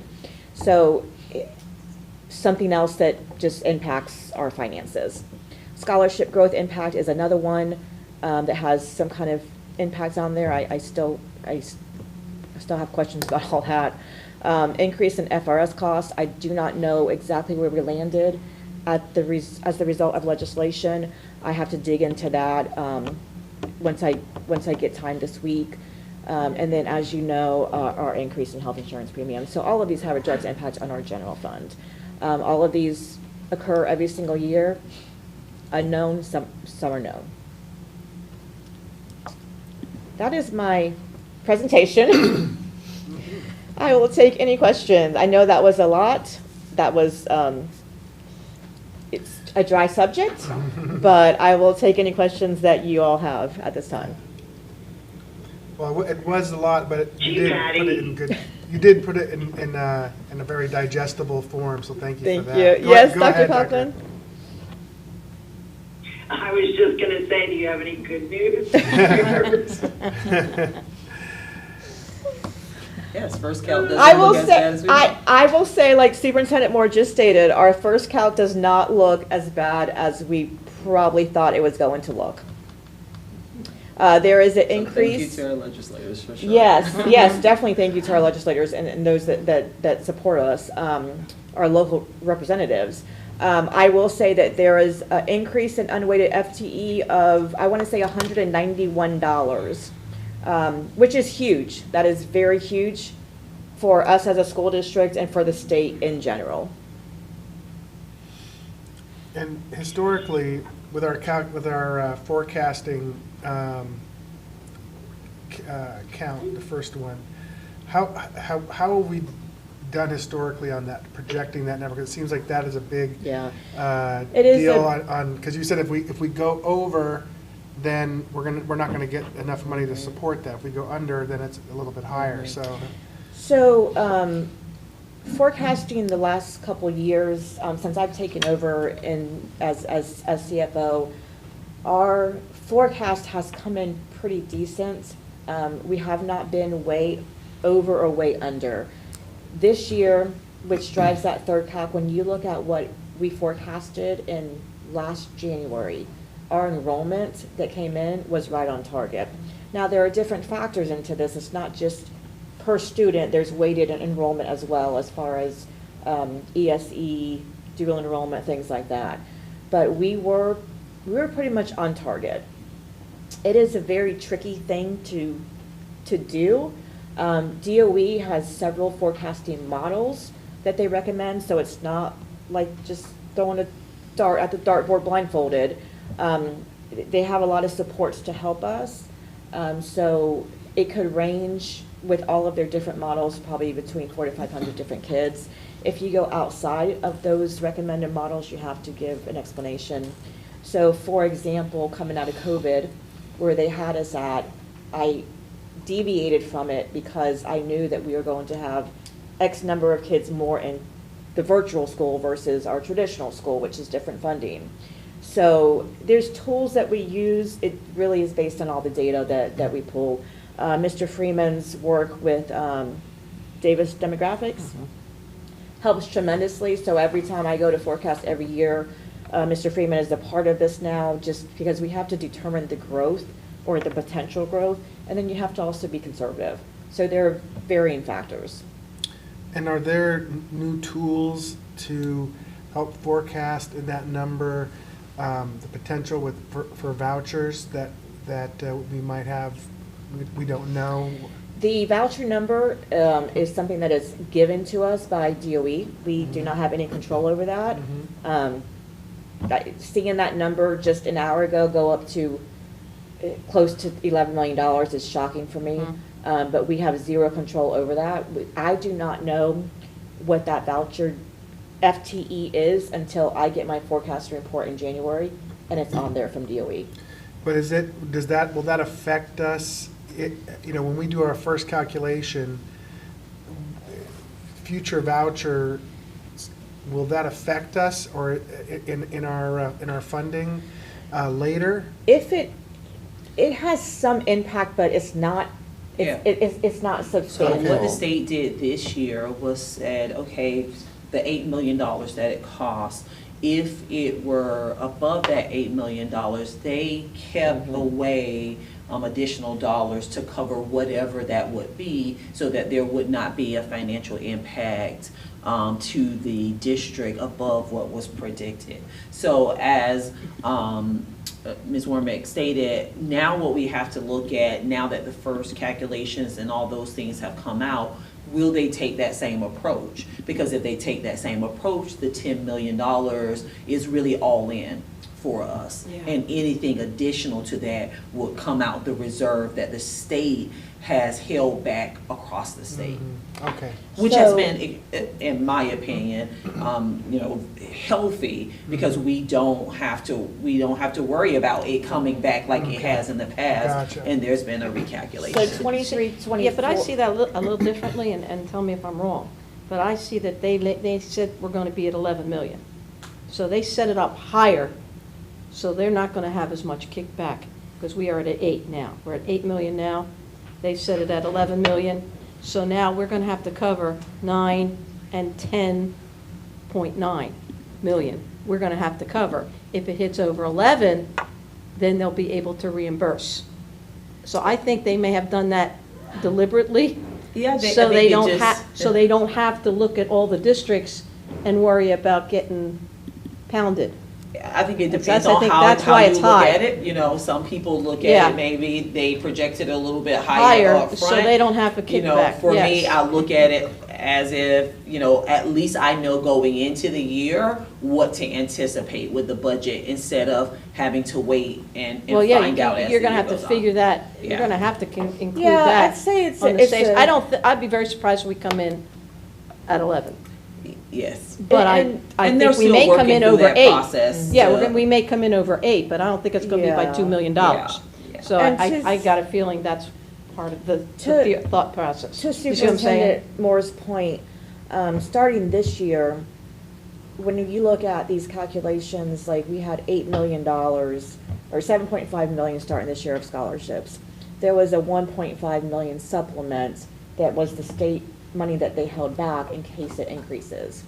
So when you look at the third calc that we just got in January, that supplement is still there. In the first calc for 24-25, exactly what Superintendent Moore said, they have the scholarships of $10.8 million plus the supplement that is supposed to protect the school districts. Does it protect it dollar for dollar? I can't answer that, but we're in a lot better place than we were 3 years ago. Yeah. When it was a more a mess. stable Yes. place as far Oh, as yeah. the vouchers, because it Yeah, is an absolutely. unknown for Yes, sure. we I don't mean, know, when this right. first happened a couple years ago, we were hit with a $4 million I know. decrease in January. Yep. Unknown. So it's, I feel much better and not as scared about third calc for scholarships. Right, right. Okay. Very good, that's helpful. Yeah, it sure was. Any other questions about this update? Okay. Hearing none, well, then we'll move on. Thank you very much. Thank you. Appreciate it. Thank you. Okay, so now we will move on to academic services. Overnight travel consent. Mr. Reeves, welcome. Referring board members, Superintendent Moore. Before you, just a few items we have of travel right now. We have one request from each high school. One is for HOSA from FPC. They'll be traveling April 4th through the 7th. And the second one is through the yearbook program at Matanzas High School, April 26th and 27th. Any, Nope. any questions? No? Okay, so we can move on to the next one. So the next one is the United States Marine Corps has an educators workshop that they provide at Parris Island. And for a number of years now, FPC has taken advantage of that opportunity and has had staff go and attend this training. And that is what's before you today. This is April 23rd through the 26th. Do we know how many staff are going, or? It looks like there was about 4. Okay, because it's just the actual Yeah, it's like a brochure. brochure. We will include the actual. Correct. Okay. The documentation. Yeah. Okay. Go with that, correct. I think Alright. it was 4 to 5 staff members that will be going. Okay, so that makes, yeah. Okay. Any questions for Mr. Reeves? Mm-mm. Okay, thank you. Absolutely. Okay, so we've already done 10.01. At this time, why don't we take a short recess here, okay? So let's just be back. We'd like to start again at 4:40 if we could, okay? Sounds good.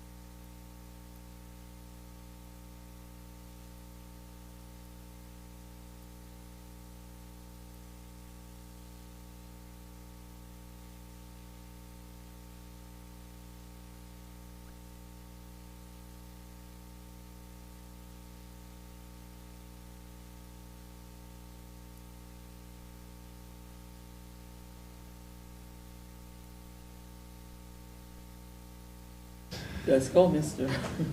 All right, we're going to resume the workshop here, and we're going to be starting off on Human Resource Services Consent 11.01, Healthcare Center Recommendations.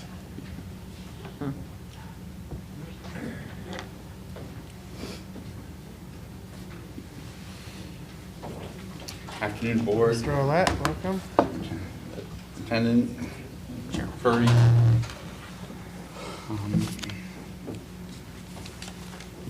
What we are continuing to move forward is a discussion that we've had at the last workshop regarding the healthcare center and the RFP recommendation and its companion, which is 1102, is the current financial status for self-insured. Those discussions were had together at the last workshop, and they continue.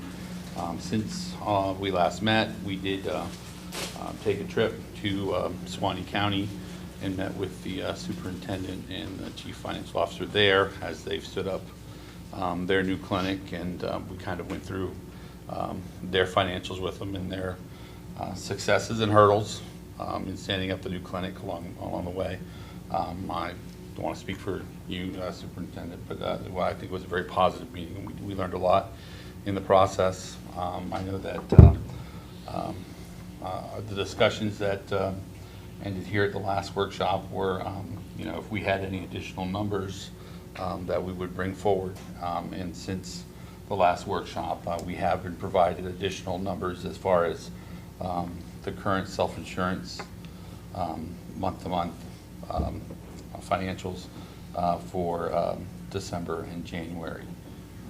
So I think that would be the place that I would skip to start with, in 1102.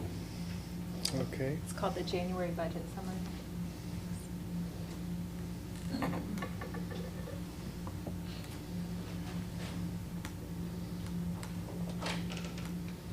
We have it up.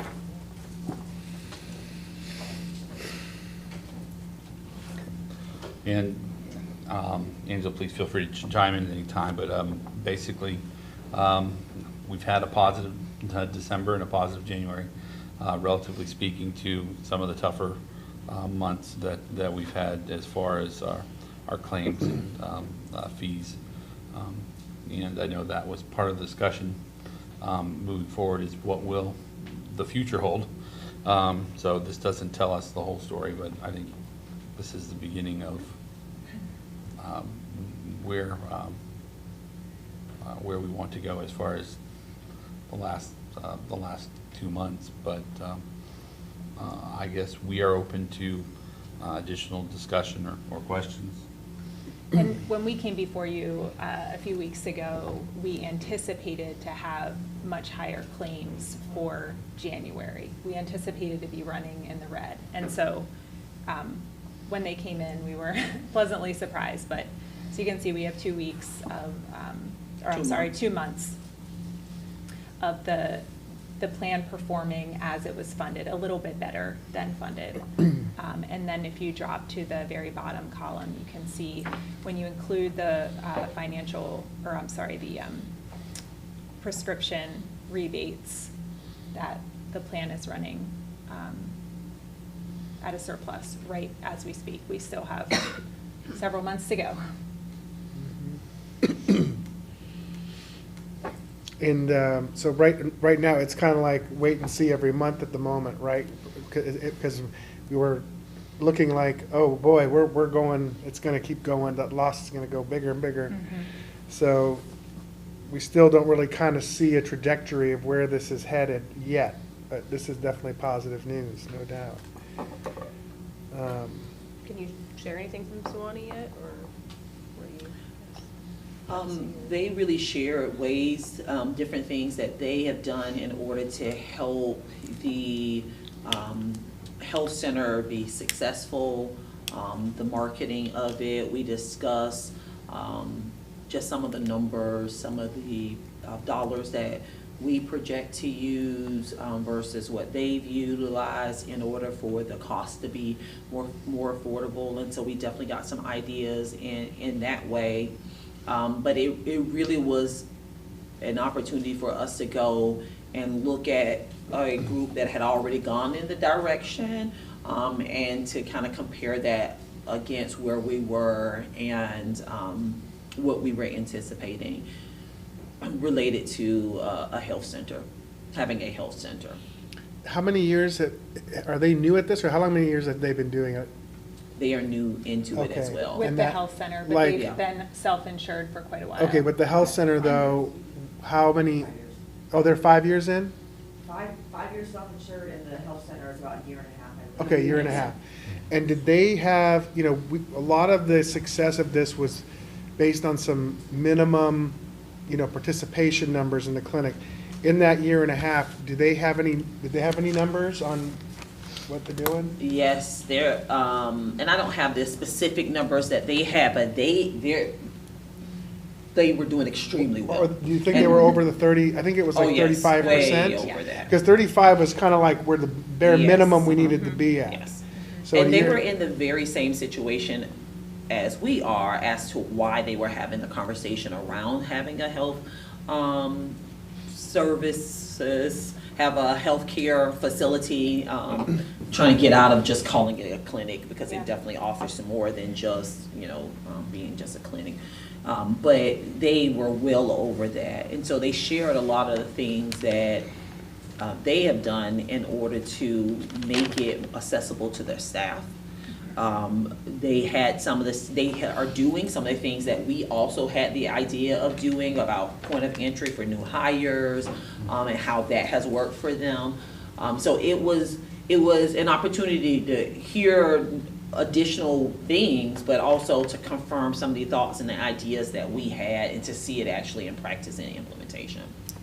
And did they have any measurable results at this time, just to show that they're seeing a reduction, say, in ER visits and things like that, that are really the costly claims? We got to see some of the results in terms of pharmacy spend, which is important. Their model's a little bit different because they don't have the pharmacy within their wellness center, but they have a very similar situation that they've set up with another locally owned pharmacy where they're using the generic drugs at a low cost.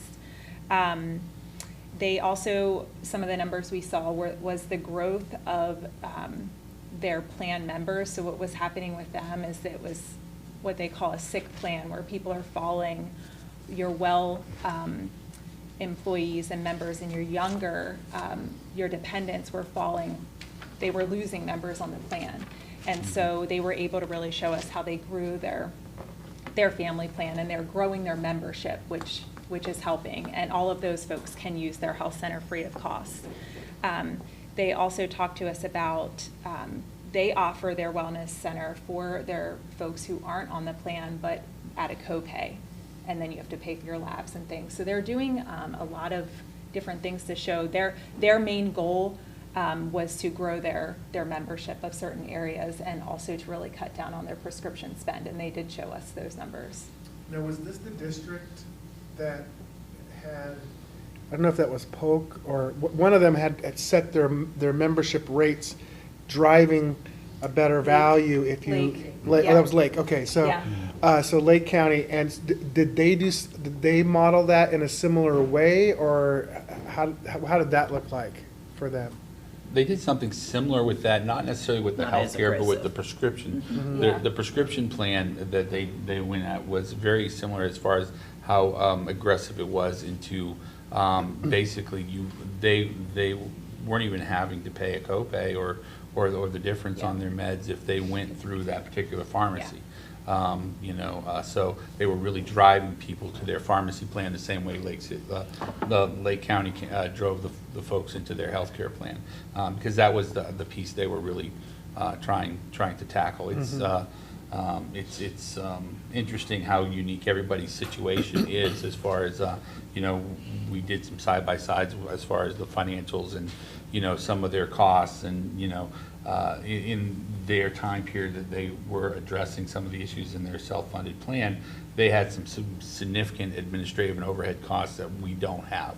And, you know, that was part of why we sat down and did some side-by-sides to see if there were opportunities to capture that kind of savings. And actually, we are already in a better place than when they started down that road. So, I mean, it was kind of all hands on deck as far as in their model as some of the ideas are just trying to move people towards their healthcare plan.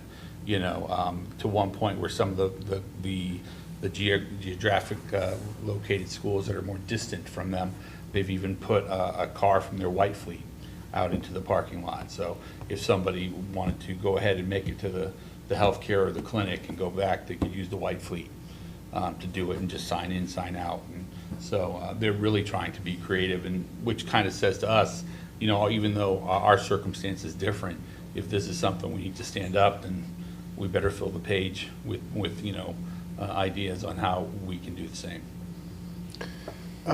Did they express after a year and a half of something that they would have done entirely differently out of the gate after going through that period of time? Any one or a few things that if I would have known now, then what I know now? No, but they are already at a point of needing additional staff in their wellness clinic, because that's how the utilization is going for them.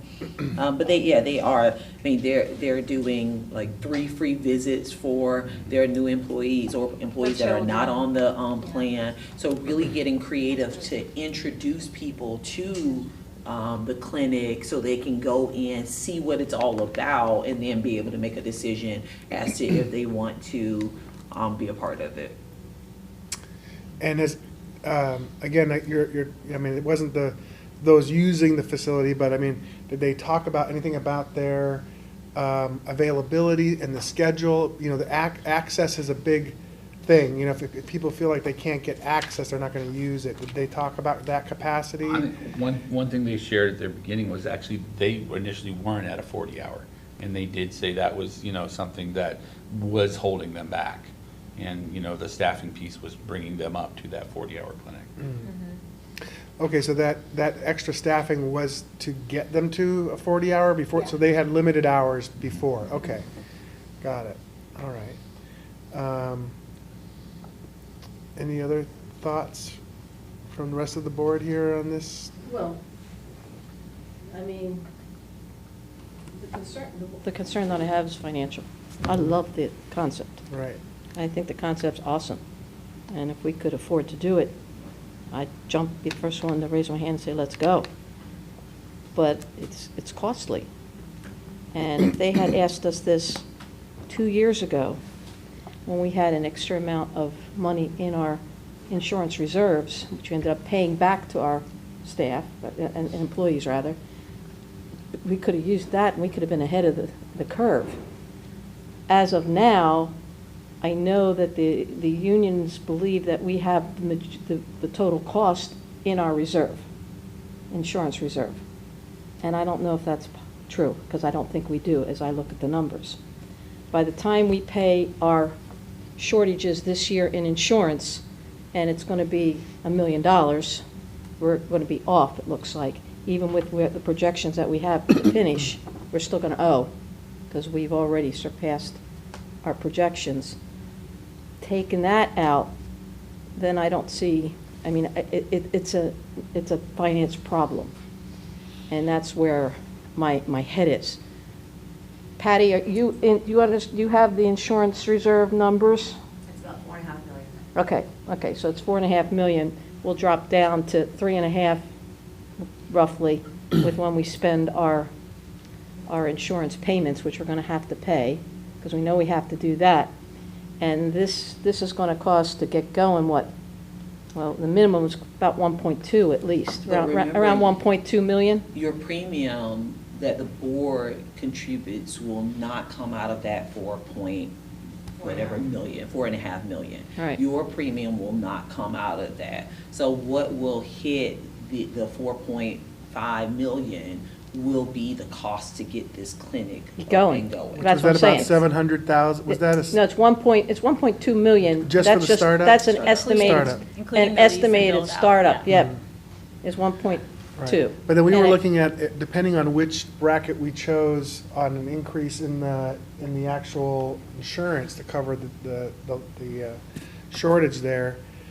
It almost looked like, I don't have that right in front of me here, but it could be another $1 million in, is that right, for our contribution could go up to, Every 5% is approximately $500,000. right. Yeah, so they're talking 10. So it's gonna be Yeah, so between they're $500,000 talking to $1 10. million, that's gonna hit the general fund.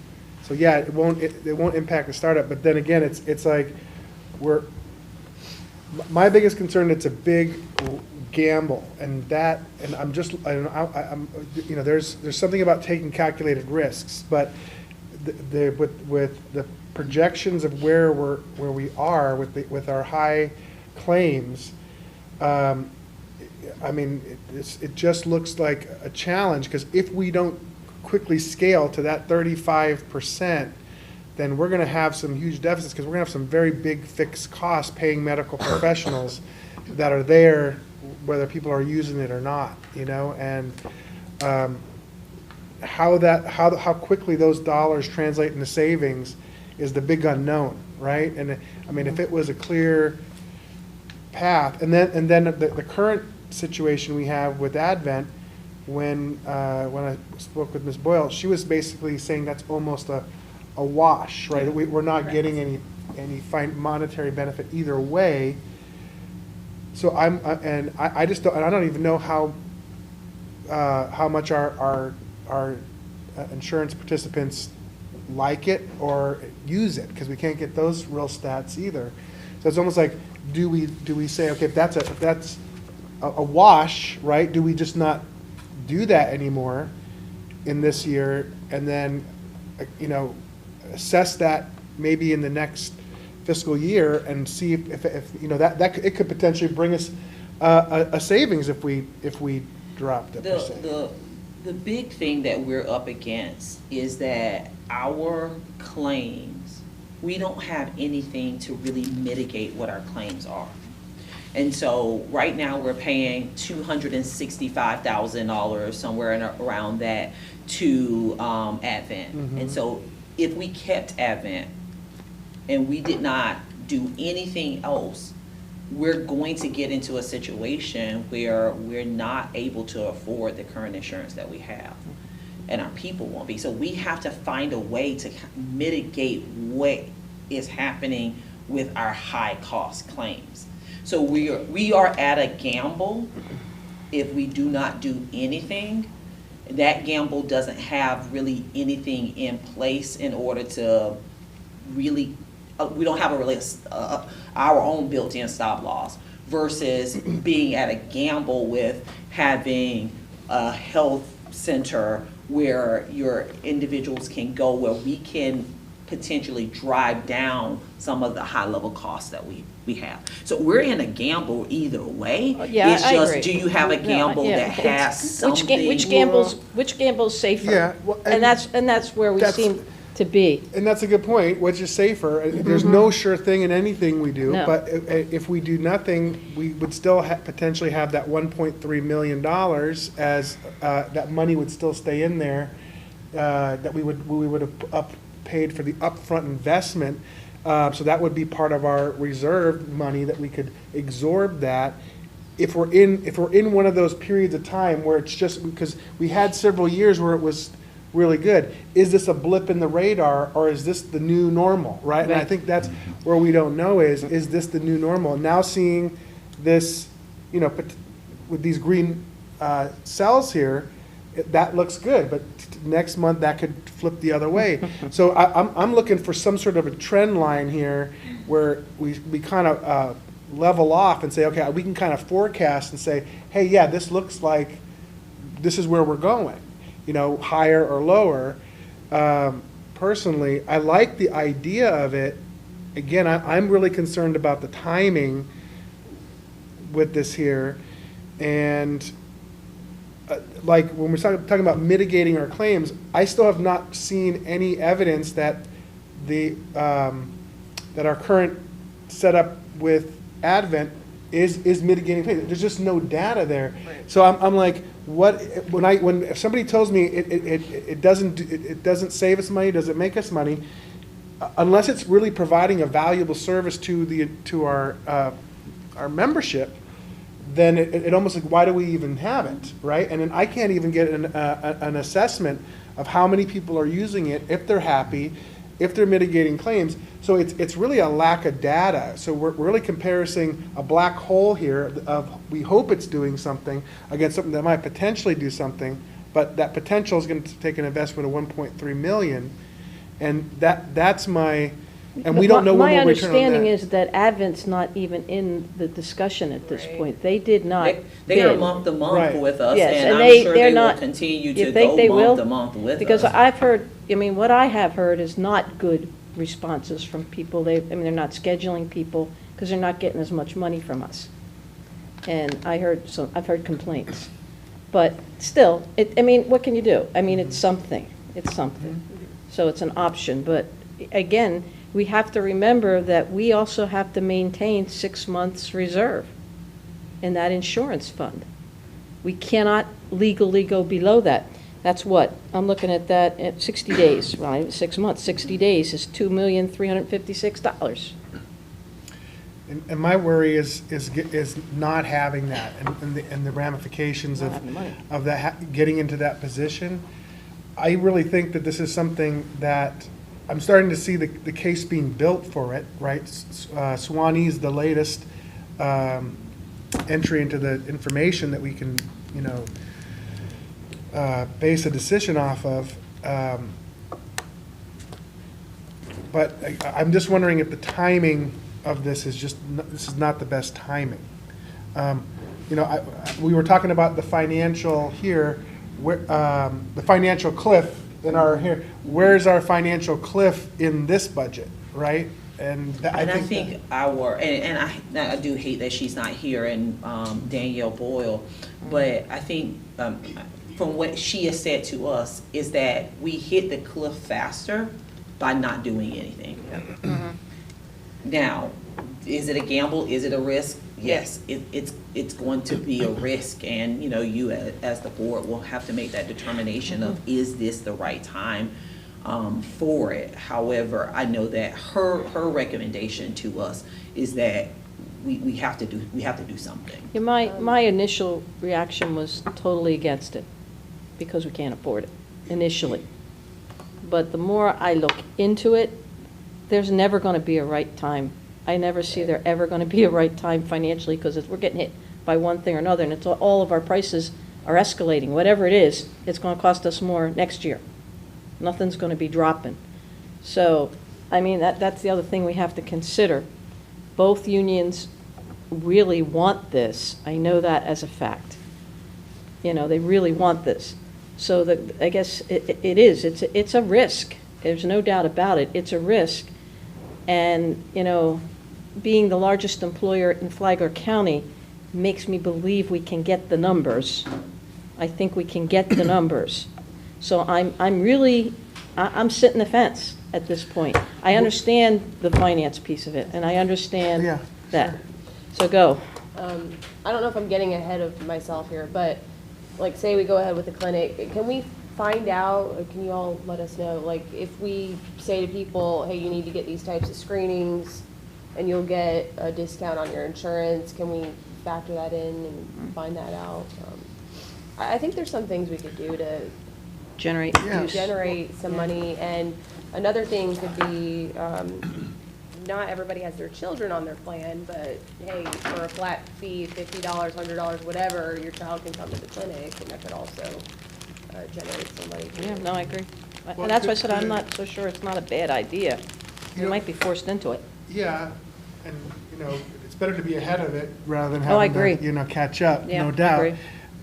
I think we'd have to build the model around the membership, the premium model around this, right? So do we think that with this model that we could provide a lower premium plan so that not only would maybe the current membership maybe shift to it because it's more attractive, but more, where I would like to see with this here is if somehow the family portion could come down through, you know what I mean? Because that's most of the employees are like, okay, you know, it's still high, but at least, you know, we cover a good chunk of it.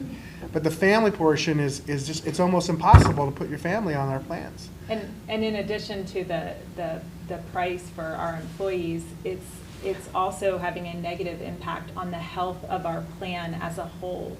We don't have young, low-cost claimants Healthy. on our plan right now, and that's what they call your word. When you look at our membership of our family plan, that is dropping year over year. Yeah. And that is a sign that we're headed toward a sick plan, and we don't want that to happen.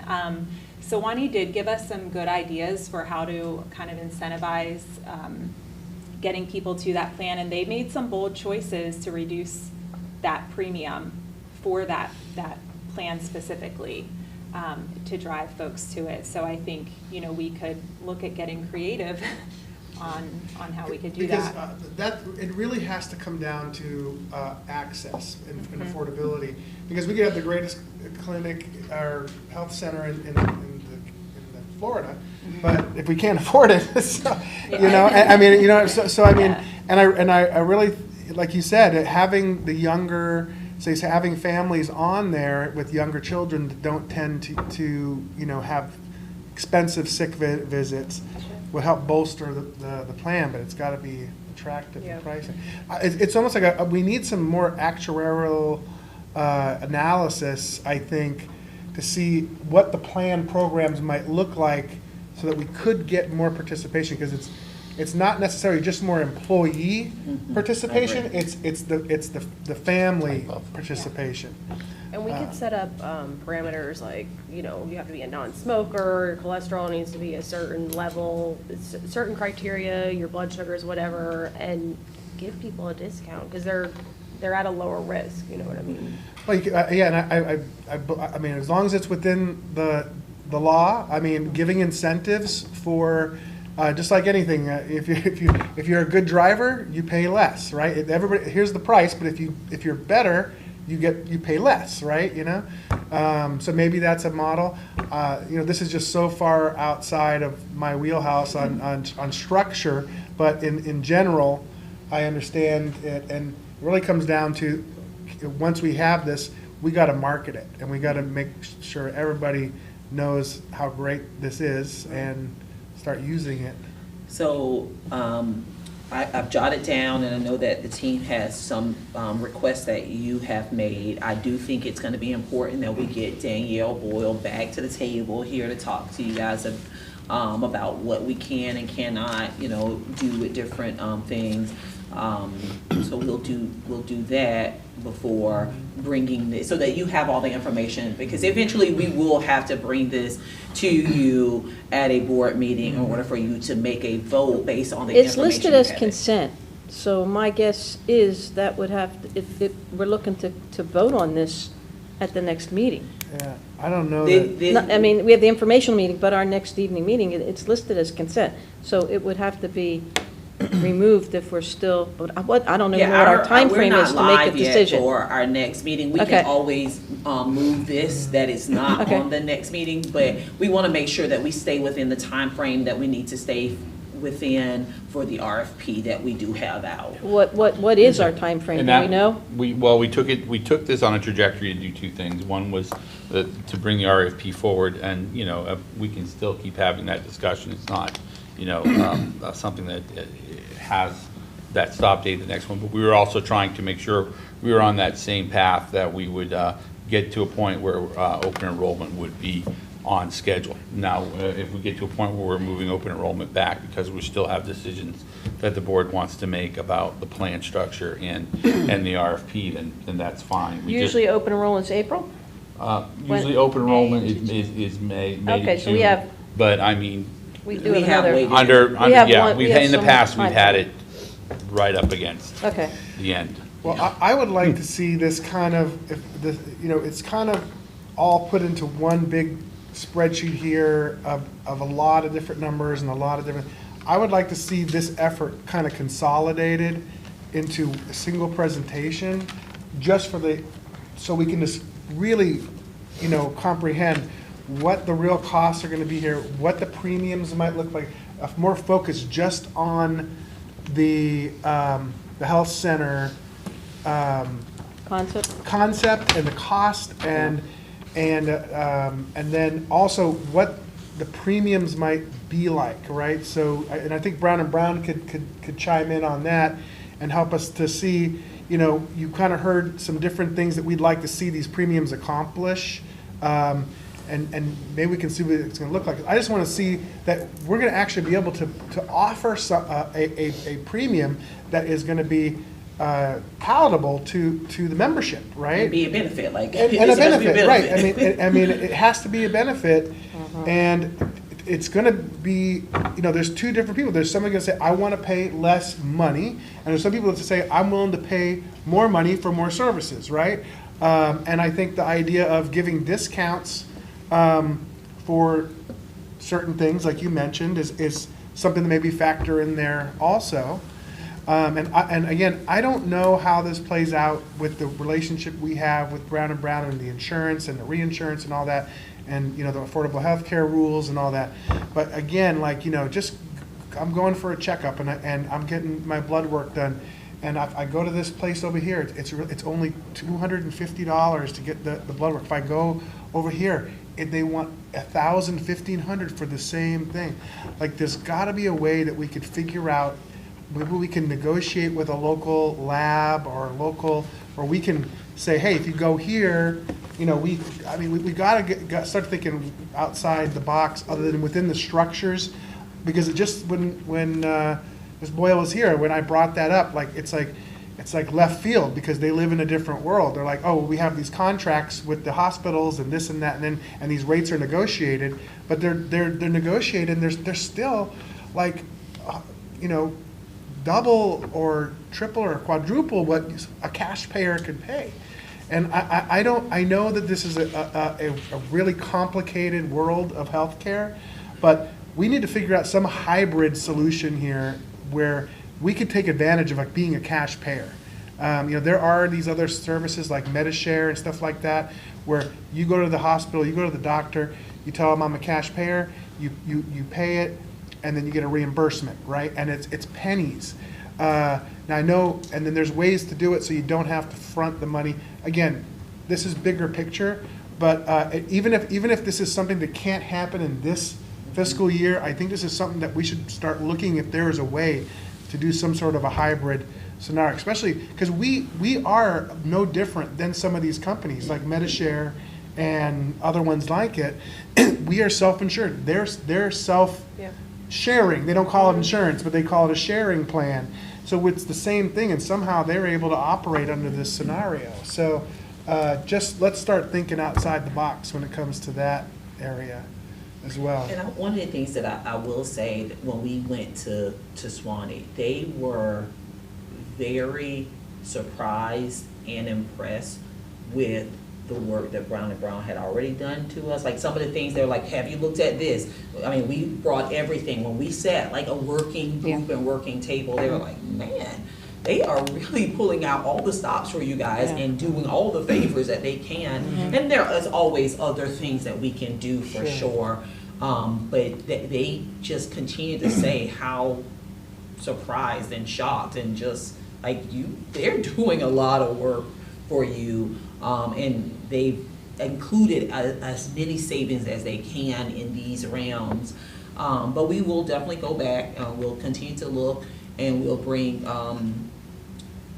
this back before the board again with this feedback. Yeah, and we have to remember too that we're gonna have they're gonna get an increase one way or the other. I mean, we've been fortunate to not have to increase insurance for the last 3 years. That's not happening. The minimal increase it looks like to make this all work is gonna be 10%. And, from 0% to 10%, that's a big jump. So, I mean, that is coming regardless of the fact.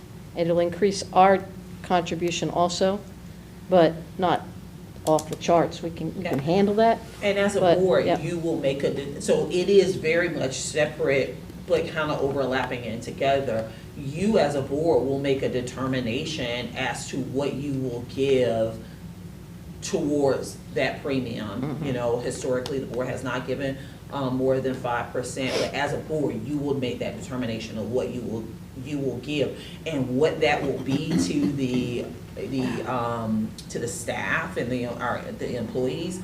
You know, they mapped out what that will look like based on what our current premium and our current plans are.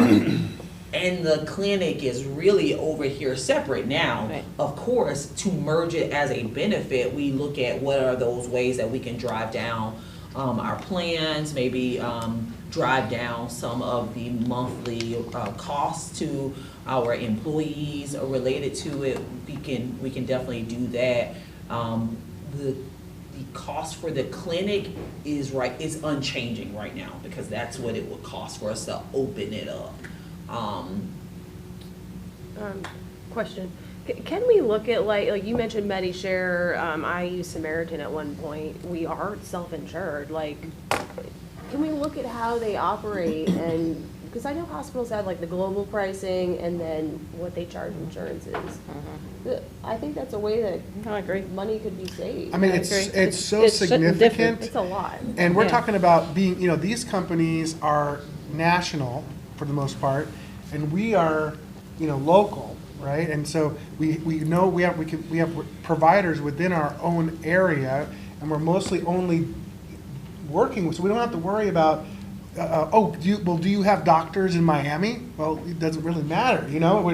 This is a Flagler County thing for the most part, you know. So I once cash paid an MRI. It was like $200. Okay, and then another time with insurance, like $7,000. That's the difference. It's crazy. Yeah, it's ridiculous. You're right.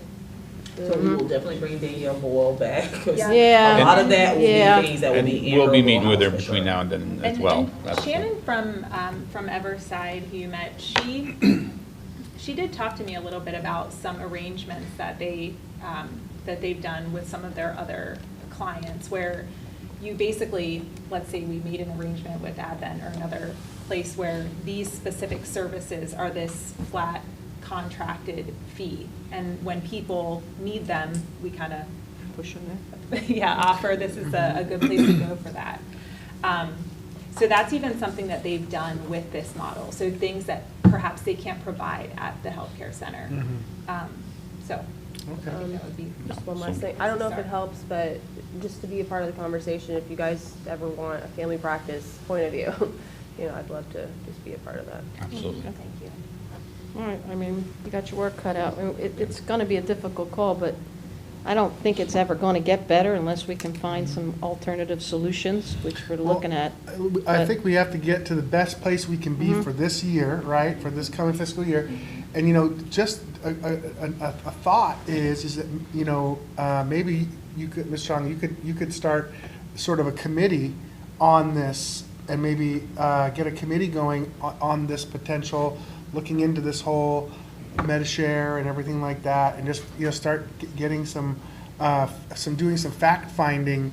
You know, that might be a thought. I mean, because I really respect your medical background and perspective here, and you're in it, you're living it every day, and you could probably provide some great feedback from a patient's response perspective too, just how they engage with a medical center, right, and what their expectations are, because you see them every day, and your colleagues do.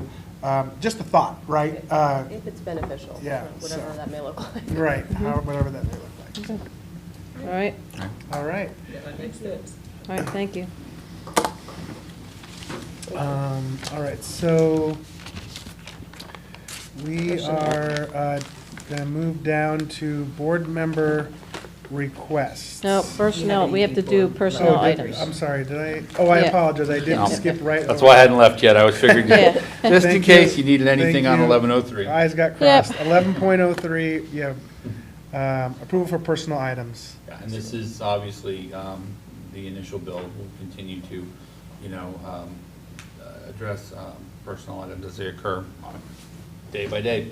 The annual intent survey will be going out at the end of this week, and we'll close last day in March, so that we kind of understand better our workforce as far as who'll be retiring and who'll be coming back and who's moving to Oklahoma, so that we can look to what our staffing needs will be headed into the next school year.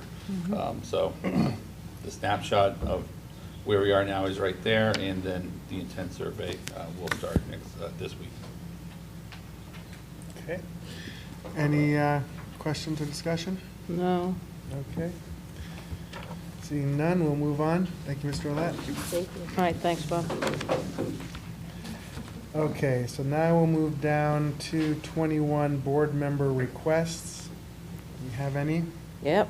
Okay. What the heck? Okay, my first request is generally, we need to come up with a comprehensive report on our $700,000 loss. The investigations are pretty much done. And, I mean, what I think the general public would like to see, as well as myself, is start from the beginning, how did it happen, and then go through the processes and the improvement procedures that have been placed so that it never happens again, okay? And if there's been any accountability and how it moves. That's my number one request. Are those investigations complete? They're not complete, but if this board would like an update on where we are, I mean, we can. I heard they were, so that's where They are not you'll have to check complete. into it. Yeah. Because this has been, what, 6 months? And, Yeah. you know, the sheriff did tell us that it's gonna take some time, but, it is definitely not complete. Okay.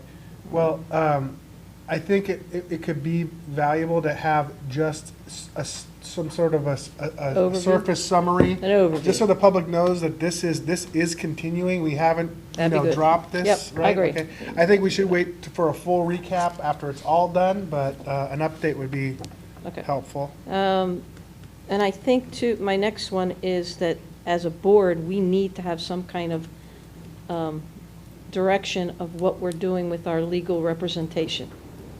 We have not officially done anything. And I know we have two groups that we're going to interview at some point, but we need to have some kind of determination.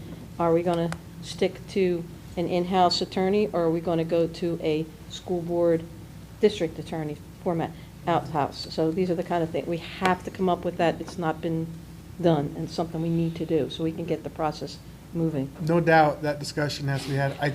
Where I remember we left off was that we were going to move forward with the interviews with the applicants, and then, but also at the same time monitor, as you mentioned earlier, and I'd like to get those reports whenever they're available to the board on our spend hourly billing for both the districts outside council and the school board, just so we can see what it's looking like in a trend of this model, and what it costs. And I'll disagree. I'm just concerned about the time, because, I mean, I know, there's a lot of lag time now. I don't think the board is subject to as much of the problem as the district may be, because the district is used to having answers quickly. And that's not going to happen, so in most cases, maybe some, but not most cases.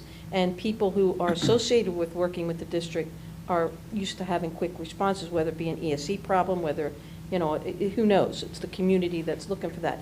The longer we take, the more frustration and time that these cases are going to build. So that's why it's a time issue. I guess, well, the question is, are we having any problem right now, as far as Ms. Massaro had said, with staff or frustration or not getting answers? No, our attorneys are very responsive. It is a different way of work, so no, you can't just walk down the hall and get an answer, and right. and be able to speak to the attorney. From the district side of it, we are monitoring this way. We are, I'm doing research on what do we see across the state. I will tell you that there are very few counties that have two separate firms, because as you stated, that can be extremely pricey. However, as Ms. Warmick stated earlier, we can't really make any type of decisions until we start seeing those invoices begin to come in. We've had a little bit of time under our belts with this new way, which has only been right now 1 month that we've had this way. So from the district, from our ask and our from the representation from the district, I believe that in April, we'll be able to say to you, this is what we are recommending as we move into the next year. We have to get closure. We've got to figure out where we're I going to go. completely- That's all. I completely Either way, agree. I don't care. We just Yeah. need to get that pinned down. And so maybe, I think that's a great this is a great conversation. So we'll kind of look for this maybe in April sometime, that you can give your assessment from a district perspective and your relationship with outside counsel, and vice versa for us. And we'll have some actual That's fine. dollar data. We just got to do something there. Okay. Okay, yeah. Okay, And, perfect. I mean, just April. even today, if you look at today, our attorney is $2,400. $2,400. That's a lot of money for an attorney for one day.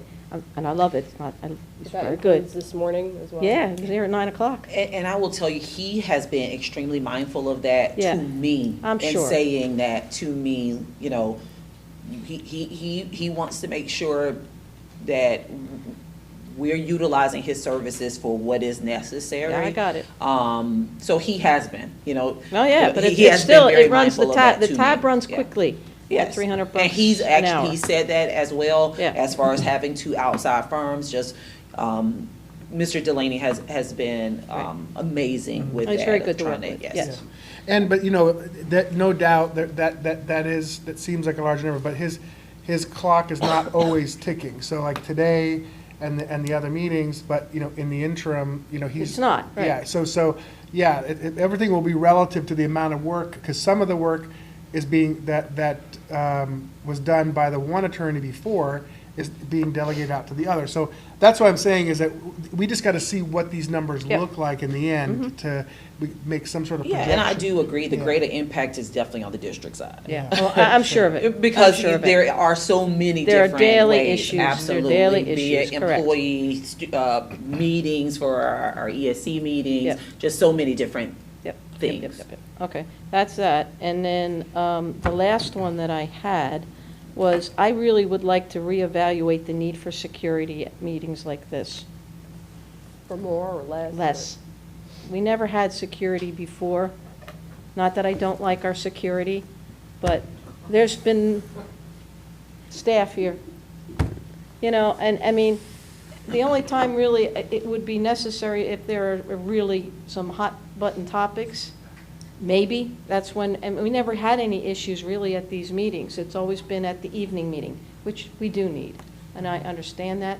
But that's a cost we do not need to be making. It really is a cost we do not need to make. And it's just something we need to reevaluate. Yeah, if the other 4 board members, if you guys are good with not having that, then, by all means, I think, Cheryl, what you said is maybe something to consider. If we know that there's going to be a hot topic on a workshop agenda, I would still recommend then that we have security for those meetings. But if you don't think that we need it for, other standard meetings, I will tell you personally, it does make me uncomfortable being in a room with one access point. We have that now locked door that has been installed that never seems to be locked. If that door, could be locked during session where, someone can be buzzed in or security downstairs. But I think there are different solutions, but I personally do not recommend. I don't love that, there are meetings even held to the, available to the public where there's a one entrance into a room situation with no security. I just don't think that's smart, but, it's well known that I am not going to be on the board that much longer, relatively. So if that's something that you guys want to start to move away from, but that's up to the board, you guys decide. I just would like to see, like you said, if we have something that is contentious, that we have someone here. But Right. also using that door, if everybody's in here, then it should just be The locked. meeting has to be accessible to the public. Like the whole time? They have to be, the meeting has to be accessible to the public. But I think that solution is, and I agree with Ms. Hunt, that if there's something that's really brewing, that we know we're gonna have a good turnout, then yes, I have no problems with that. But we've survived with the single door entry for many, many, many, many years. Since this is the first time, and it's really a result of probably after COVID, and things were really fired up, and the masks and the whole bit.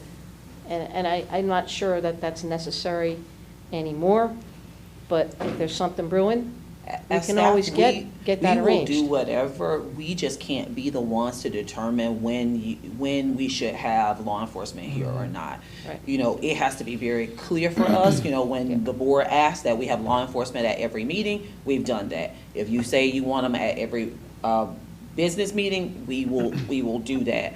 But we just cannot be the ones to determine Yeah. when we should or should not. I get it. What's the notice time that you need?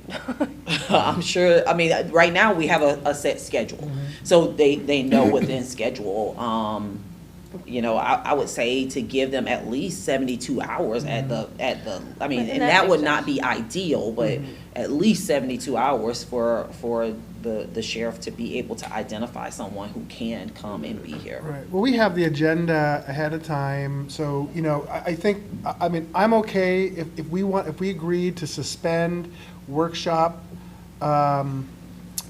security, we could, just continue it at the business meetings as we've always done, and then just kind of do it as needed basis from here forward, and just let's try and give as much notice as possible to, whichever board member wants it, then just send a message directly to the superintendent and say, I feel like I need it for this meeting, and then we do it. Yeah, and I think too, just my opinion is that I think as a board, you want to be careful not to kind of target specific topics as topics that may be, contentious. I think that could be a slippery slope as well, because people will be watching that to say, oh, well, it's always when they discuss,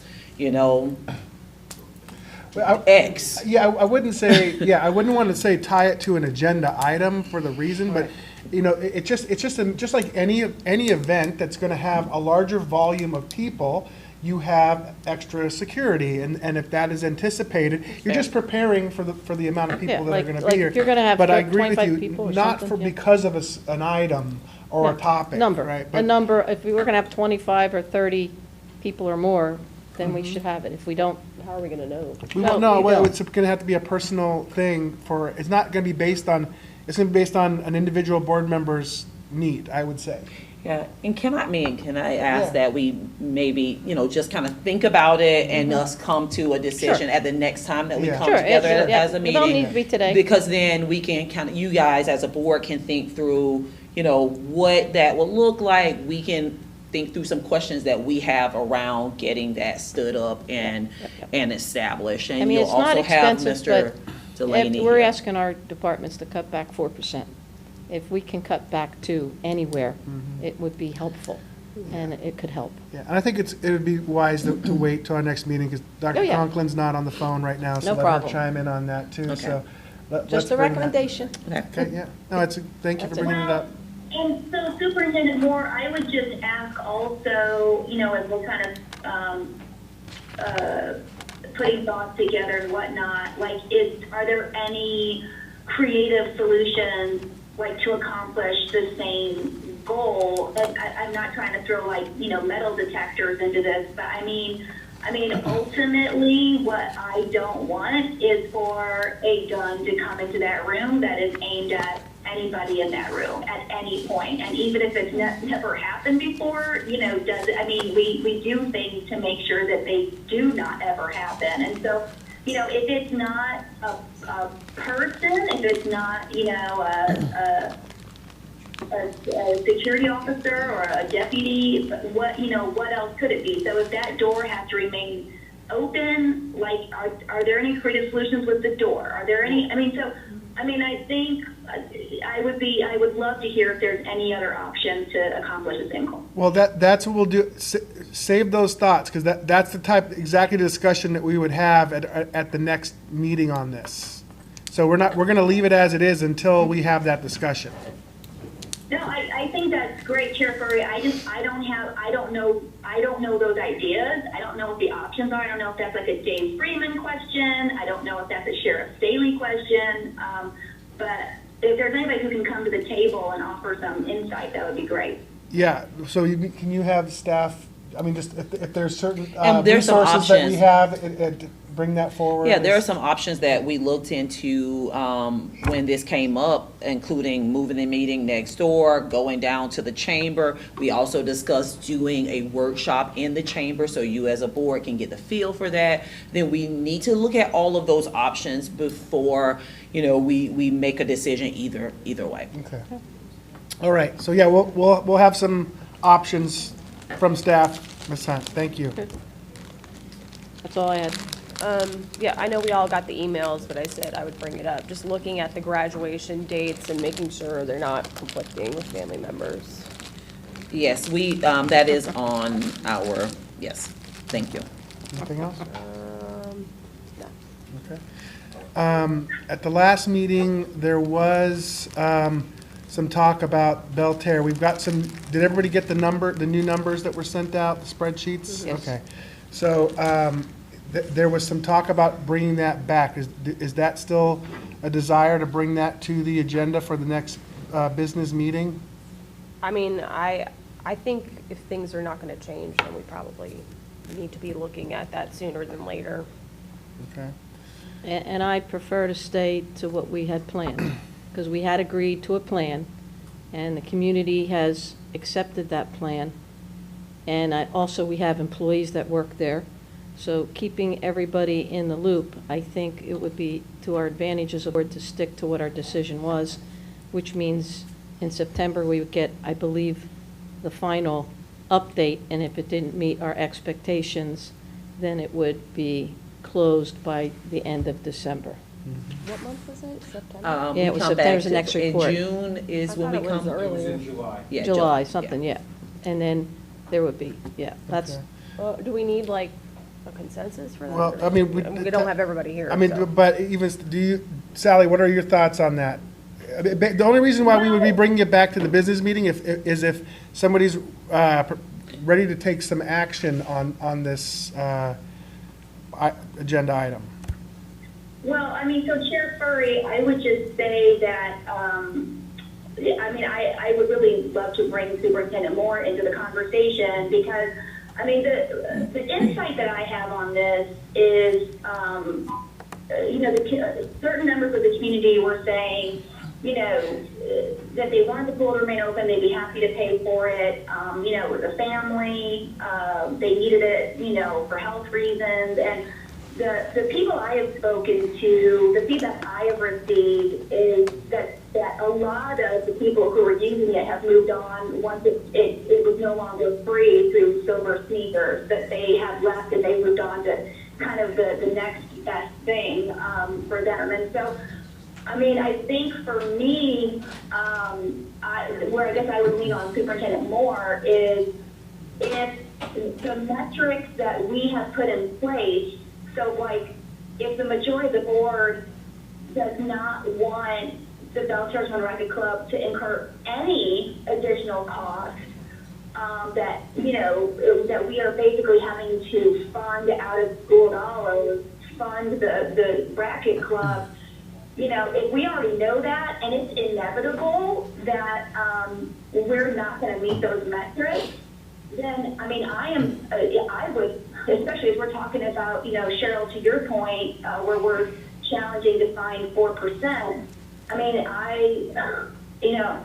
I would ask that we definitely think about putting it on the agenda sooner to have another conversation if we need to move the timeline up. So Chair Furry, I am kind of open, but I certainly do not want to take away funding that we don't have. I want to consider another thing. I know we decided on June, but I would also kind of like to resolve this while we have this board, because not knowing when Sally may leave, you know, this could postpone things once again. Yeah, and I also think that you're also missing the busiest time of the year, which is the summer. The summer is when the pool gets the most use. And by not going through a summer with, We you know, did. the We went through new, last summer, right? I mean, the only part, yeah, they went through it, but we were still negotiating, and they still need to see, this is where they would bring in the most money for the year, is during their summer months. And then you've got you've got the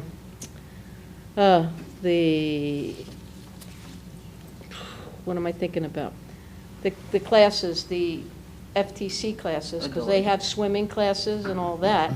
So it's gonna cost. You're gonna lose money anyway. You're gonna lose money anyway, because you still have to keep running it. Because you still have to run it for the swim classes and the swim instructions and the special programs and the rentals, the shrinker bells and all that. It's not like you're closing it and shutting it and saving all that money. It's not gonna happen. You're still gonna have to maintain the pool. You're still gonna have to keep chlorine in the pool. It's just gonna keep going. So the less. Can we, and that's, I think, the point that I would really love to just get clarified, and maybe just even a further reason for getting it on the agenda is, so, you know, Cheryl, just to speak to some of the things that you said. So first of all, like, let's just talk about the swim team that practices there.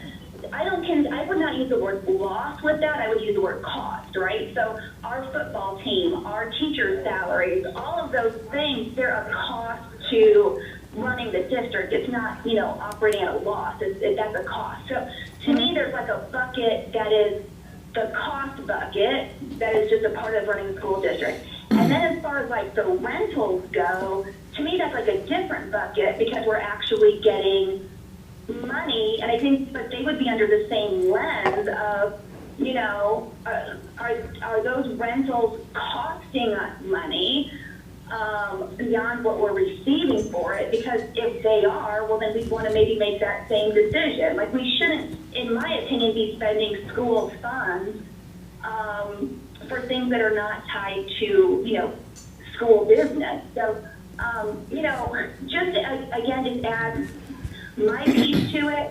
I feel like this is something that is worth putting on the next business meeting, even if it is just for discussion, because it does just kind of keep coming up. And something that I've mentioned at a previous meeting, I don't think that we did finalize the decision on this. I mean, we talked about like metrics and that we were going to have to hit metrics, and to my knowledge, those metrics were never determined. So as one board member, I kind of feel like there was a vote, like we shut it down now or no, but we didn't wholly finish out the conversation. So at a minimum, I would like to add structure to what we originally talked about.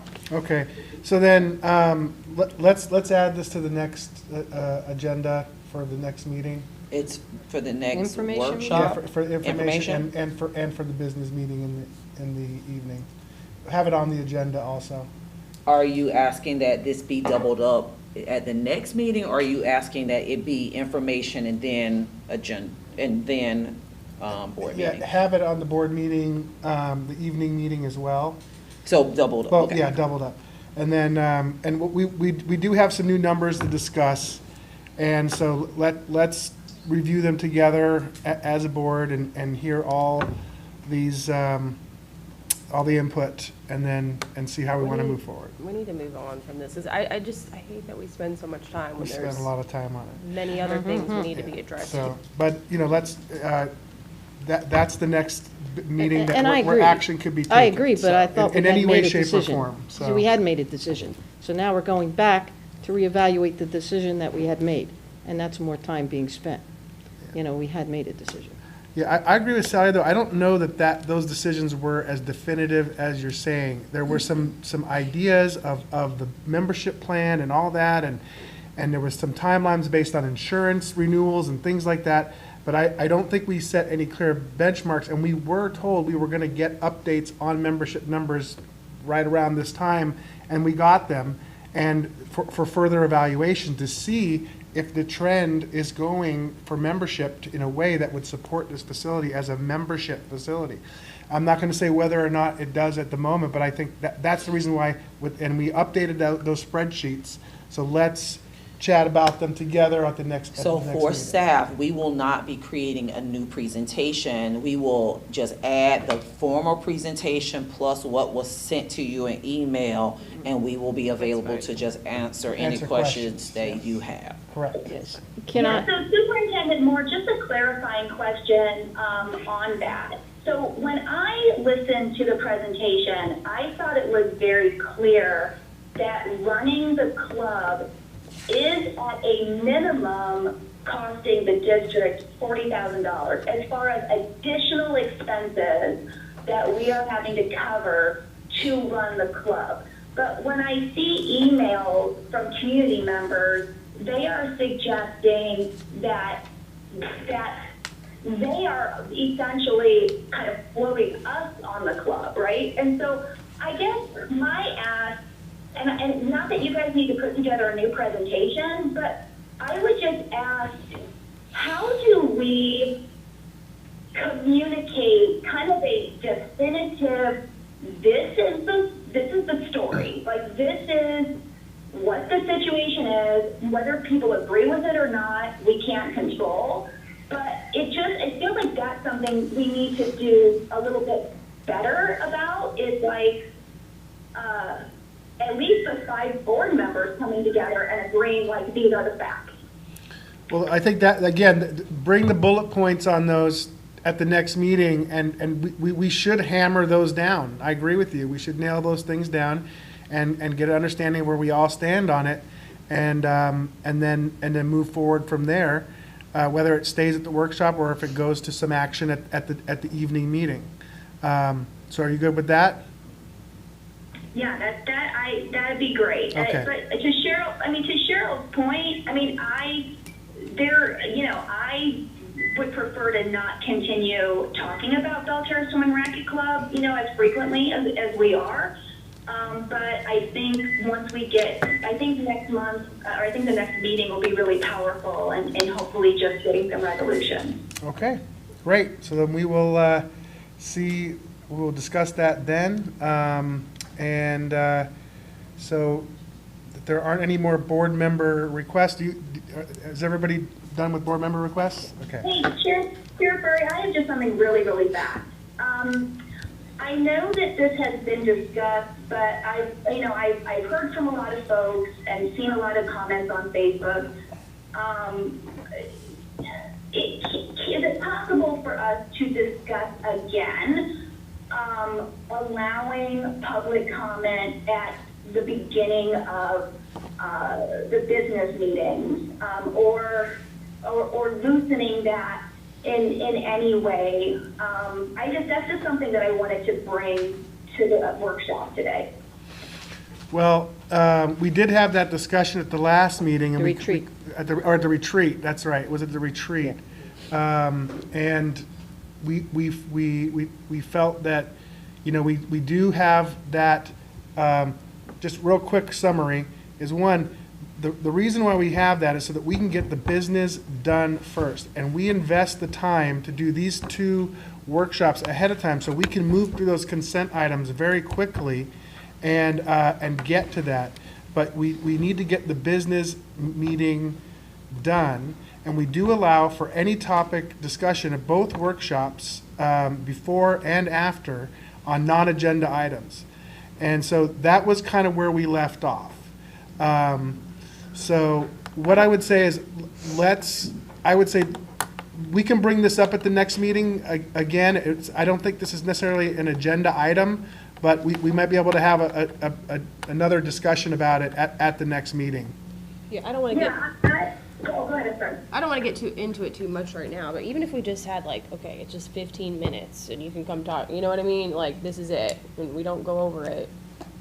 I think we could. Well, yeah. I think, Christy, some kind of solution, or even, correct me if I'm wrong, does public comment come after our, what used to be called like new business and old business? Does it come after that currently? That's at the end. It No, it comes before. well, comes No, at- it's before, I think. Before? I think it might be After? before, I don't recall, but It's right it is after we've completed all of our business items. It's I'm gonna look at after, it. yeah, it's Yeah. after, it's after. It's before Yeah, closing right. comments. Because, you know, that's something that, you know, to Chrissy's point, whether it's just opening up for 15 minutes flat, or if there's a way just to move it where it's, you know, so if someone brings something that, man, I wish I would have known about this, you know, before I had my opportunity to do, you know, board member requests. If it moved in front of board member requests even, like, that would be awesome. So cool, Sarah Furry, thank you. You know, if this isn't the right time or next meeting isn't the right time, but I just feel like Yeah, it's, we the could, community wants something different. that was a great suggestion. That's again, something that we can have a discussion on. You know, this section is just for exactly this, requests, and we'll bring it back for discussion. So, points taken. Thank you. All right, thank you. Okay. So that is, now we're going to move on to 22.01, public comments. Before we go to the public comment, I just want to Sure. do a recap, make sure I have what our next Okay, step. sure. So you're asking for an update on the fraud case with the understanding it's not Yes. complete, but some type of update that can be presented to the public. Yep. We are continuing to review our legal representation and the structure for that. We'll follow up on the RFP for the interviews that that were supposed to be scheduled for the 2 that I now, I think it's down to 1, but we'll get that information to you. The district is prepared to bring forward a recommendation in April. When we discuss the coverage for law enforcement, we're going to discuss this at our next meeting. We're going to also look at what additional safety options we have in place. Ms. Chong brought up the graduation date to just make sure that graduation dates are not in conflict across the district. Belterra Swim and Wrecking Club will be on our next informational as well as our next board business meeting. And then there is a conversation that will be had potentially at the next meeting to discuss moving public comment before new and old business. Okay.